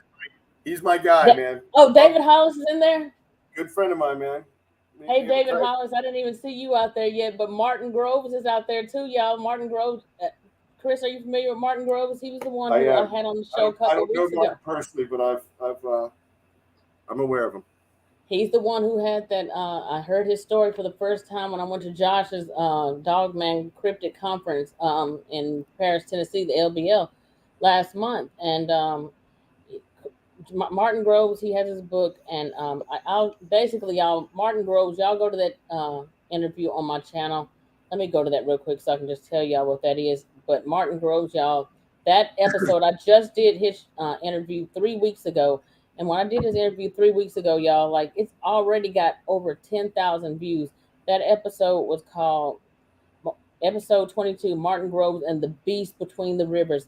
When I listened to him tell this in person at Josh's conference, all throughout the conference, you had people chit-chatting, talking back and forth throughout the conference. But while Martin Groves was up there talking on stage, out of the entire time during that conference, nobody was talking at all. You could hear a pin drop. He told his encounter. It was one of the most terrifying dogman encounters that you ever want to hear. I mean, I've got a lot of shows. I mean, like, I guess tonight's show, I think it was episode 24. And Martin Groves is on whatever episode I just said. But Martin Groves shared that encounter, and I was so amazed and I had a hair sticking up on my arms, like just listening to him. He even got teary-eyed when he was telling this encounter. That episode, over 3 weeks, I don't have any other shows on the channel that have 10,000 views in 3 weeks. This one, y'all want to hear this one, definitely. This was a terrifying encounter, and somebody actually got killed out there during that time, during his encounter. He actually met a guy the day before he died. I think that guy was a firefighter, and at his campsite, they found the guy. I can't remember if it was that day or the next day. They found that he had been torn out of his tent. He was killed, and Martin Groves had just met him the day before and talked to him. Martin got back to his campsite that night with his partner that was out there with him that night, a friend that was with him, and the friend that was with him told him, like, there's something that's circling our camp right now. There's something circling our camp. They were terrified. They sat around the campfire and talked and stuff like that. And even though they sat around the campfire and talked about it, they were hearing all kind of whistling noises, all kind of strange sounds. Several dogmen came and encircled their camp that night. It was terrifying. They ended up having to draw weapons on these creatures. I mean, it was terrible. Sasquatch were involved in this. Some of the Sasquatch that were there were also involved. This is one of the worst. This is terrifying. If y'all hadn't heard it, y'all definitely got to go back and hear that encounter. That's terrifying. There's two things I just want to say. there's a guy that's in the chat, and you know David Hollis. But for any of you that don't know Dave Hollis, look him up. Go to check out his stuff. He's written some phenomenal books, and maybe one of the most educated people I know, much more so than me, on this topic. Dave is a force to be reckoned with in this field. He's a little more public than I am, but that's not a bad thing. Dave's got it going on. I would definitely. And Chris, doesn't David have his David Hollis? I'm familiar with David Hollis. David has his own group also on Facebook. David, if you're still in the chat right now, can you please type the name of your Facebook group in the chat so everybody knows what your Facebook group is? Please type that in the chat, because David Hollis I think he's from Louisiana. And David Hollis has got some good. I know exactly where I'm supposed to go down and visit him sometime in the next couple of months, man. I've been looking at rooms down at. I don't want to see where he is. I know where he is. You thinking about going out there, Chris? Oh, absolutely, man. Dave's got some pretty crazy stuff going on. David's been in the field a long time, man. As far as I'm concerned, David Hollis should have 1 million subscribers. He's legit. He's part of a closed group that I'm a member of. The only one that I interact with. Really on a regular, and let me know, Chris. Why I look up to Dave. He's somebody you probably want to talk to sometime, for sure. I am. I'm gonna reach out. Dave, is he still in there? You still see him down there now, Chris? Yeah, he just texted a minute or two ago. I'll reach out to him too. Okay, you know what? I'm not even. We're at 1 hour and 56 minutes. We so shut it down. I'm gonna get in trouble. What I'm gonna do, y'all, because we had 2 hours now, and so what I'm gonna do, I'm gonna make a note right here, right now. The Giants Lovelock Cave. Let me write that down, because that's where Chris and I. Matter of fact, I'm not Giant Lovelock Cave. I'm not even gonna have any other guest Lovelock Cave on the show until we finish. I'm gonna put. This is gonna be a series. So Chris and I are going to do a series until we get finished. And like I said, he'll be on co-hosting and talking to me a bunch of this stuff. Any questions that we didn't get to tonight, y'all remember y'all's questions, write them down. Please don't stop. David Hollis, I think he's a friend on my Facebook page. He used to be a member of the group, and I think I'm a member of his group on Facebook. Sharon Lane said we are dealing with powers and principalities over regions, territories, knows that gateways you are near, and be spiritually prepared. Martin Groves, I want to also say to you, thank you for showing up tonight, and thank you for signing a copy of your book for me. I really enjoyed meeting you at Barton Nunley's house on Labor Day weekend. It was awesome. Want to get Mark Maycheck on the show as well. Y'all, this is an amazing show. I really enjoyed this. Like what I usually do, I try to have guests on the show on a regular basis. Like usually once a week I do shows, but today I was kind of like, you know what, I hadn't done a show. Chris brought me out of the woodwork. He said, you know what, need to get up out of that slump that you're in and just come back and start doing more stuff. So he brought me back out. He made me do a show today, and I reached out to him. I said, well, you want to get on there today and do a show? So since Chris, I just called him on the spot, and he said, yeah, let's do it. But I'm going to reach out to David Hollis for sure. Yeah, Dave's somebody to talk to. I just want to thank all the people for the really kind comments. I'm humbled by it, and thank you for having me on again, Bettina. I wasn't ever sure that this was going to be a platform that I would be comfortable in. It kind of goes against, I try and grow my own humility, which is always a challenge, and doing this thing. But you're one of the great ones. I can't have you stay behind the scenes. I said, I prayed on that. I said, God, you know what? I prayed and fasted on it. I said, you know what, God, I ain't gonna even eat. I ain't gonna drink no Mountain Dew, no cigarettes. I'm gonna fast and pray on this. Make him come, God. And you came on through it, like you and Mark Maycheck too. Mark Maycheck was one of those who want to stay behind the scenes. I'm gonna reach out to him. Matter of fact, when I get Mark Maycheck, I'm gonna have to have him on one-on-one, but I also want to have you on there with him too. Y'all, we had 2 hours, so what I want to do, where we left off at tonight, we was going to talk about Giants Lovelock Cave. I got so many different aspects and areas that we didn't even discuss. We're going to discuss Numbers 13:33 next time. That's when Moses sent those spies over there to the Promised Land to go see about the land that God had promised them, and the people who came back and gave them a report told them there were giants over there, and that the people that they were so large, the giant. He said the sons. I think it was Jacob. One of them came back and told him that the sons of Anak were over there, and that they were so large in their sight and in our sight, we were the size of grasshoppers. So Yeah. if you look at a grasshopper on the ground and you put yourself next to that, then imagine that you are a giant to that grasshopper. Well, was it? Do you remember who went over there? Was it Purple Caleb? Hobbit asked me if water's still wet. I hope so because I haven't had a drink of water in about an hour and 50 minutes, and I'm thirsty, man. Well, we finna get ready to shut it down, y'all. Thank y'all for showing up.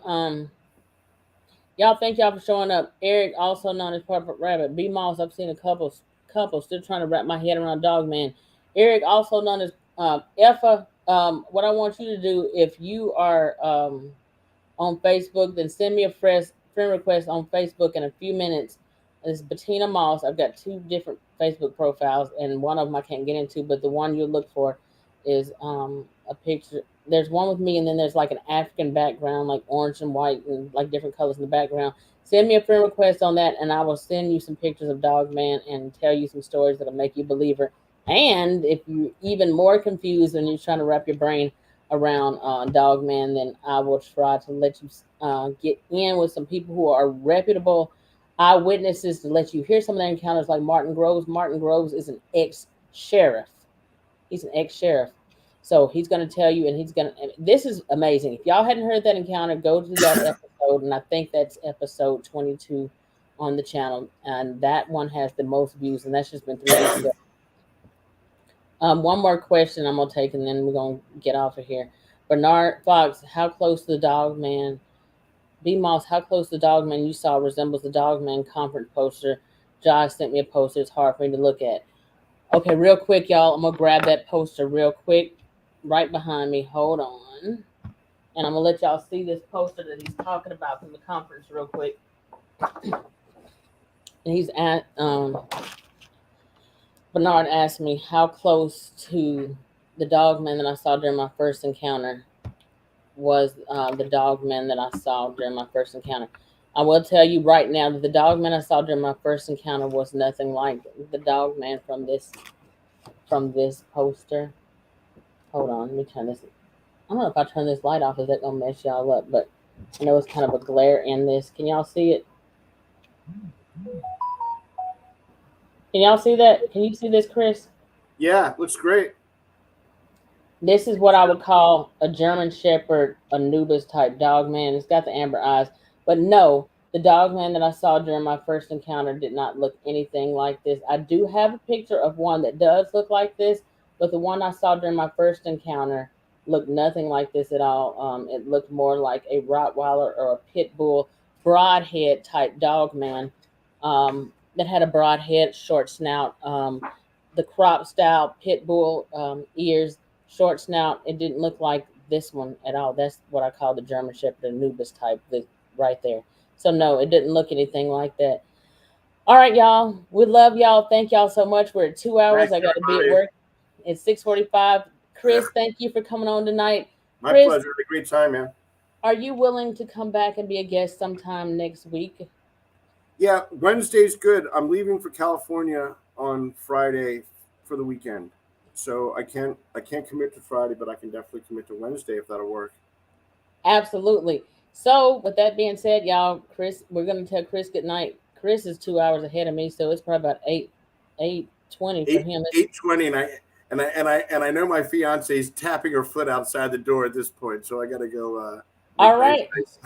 Well, thank you, Chris. And then y'all, I'm gonna get with Chris. We'll do another show next Wednesday.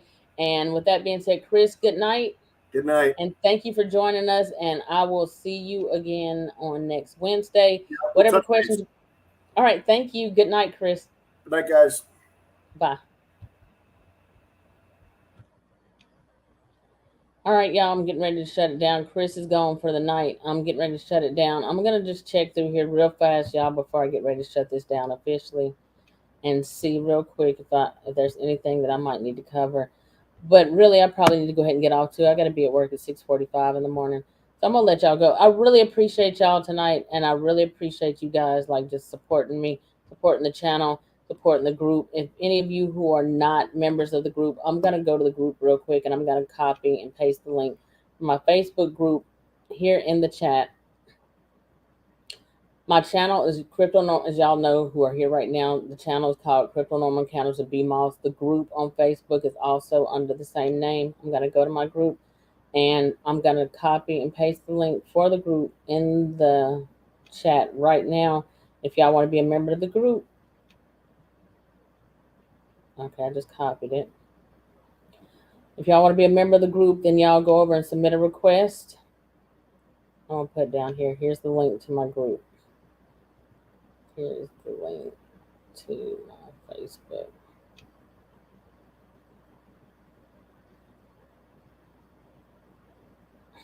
So what I need y'all to do too, David Hollis, if you're still out there, make sure you please make sure that actually I'll reach out to you. I've got several people that was in our chat tonight, y'all, that are great people. They are eyewitnesses of the show. They're great eyewitnesses. Dark Woods is in there. David Hollis showed up tonight, so I definitely want to get him in. Mark Maycheck, I'm going to get him on the show. Barton Nunnally is another one who I want to have on the show as well. There's so many people that I plan on reaching out to for y'all. There's a link to my Facebook group. And if y'all want to join the group, like I said, I'm trying to build on this. And I'm also going to probably as well start doing something else. And it just depends on what kind of feedback I get from you who are viewers of the show.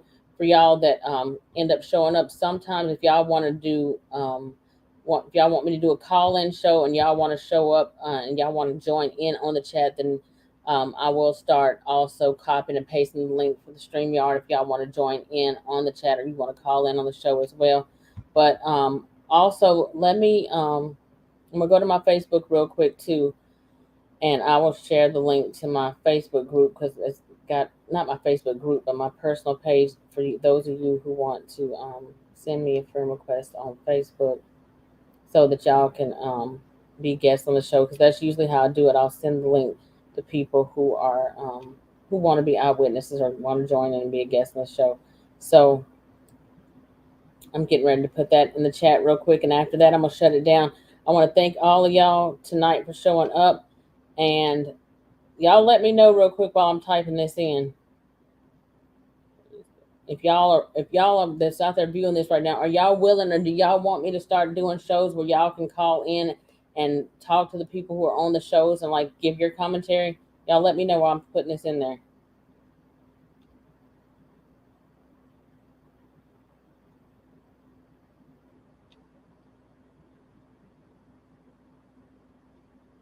All right, so I just shared y'all the link to my Facebook page. So all right, y'all. So y'all got the link to my Facebook page, and I shared the link to my Facebook group. So if y'all want to join the group, submit your request to join. I'm up. I'm going to check it in a few minutes. I just sent you also the link to my personal page. If y'all want to send a request, please, all I ask is just if you join my personal Facebook friends list, please just keep it respectful. This is my regular page for family and friends. Keep your comments and stuff respectful. And like I said, we will pick up next Wednesday with Chris Kramer. We'll pick up with him and we'll keep going. And I do have some more amazing guests and stuff like that available and ready for y'all.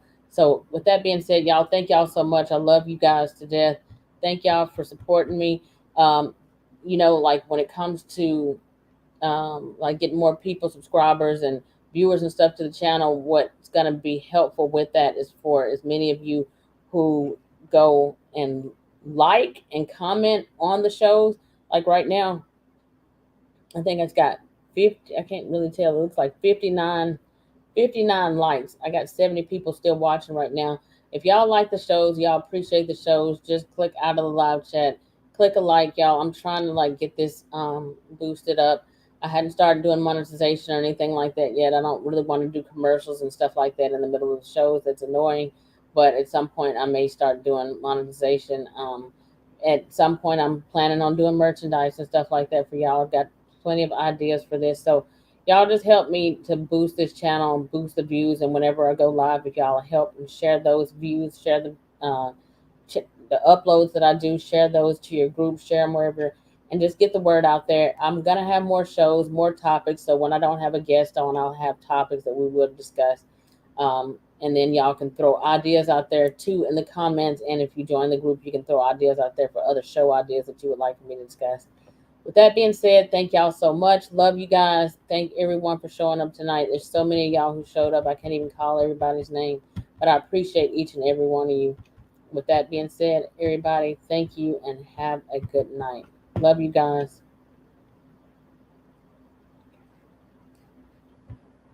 Hold on.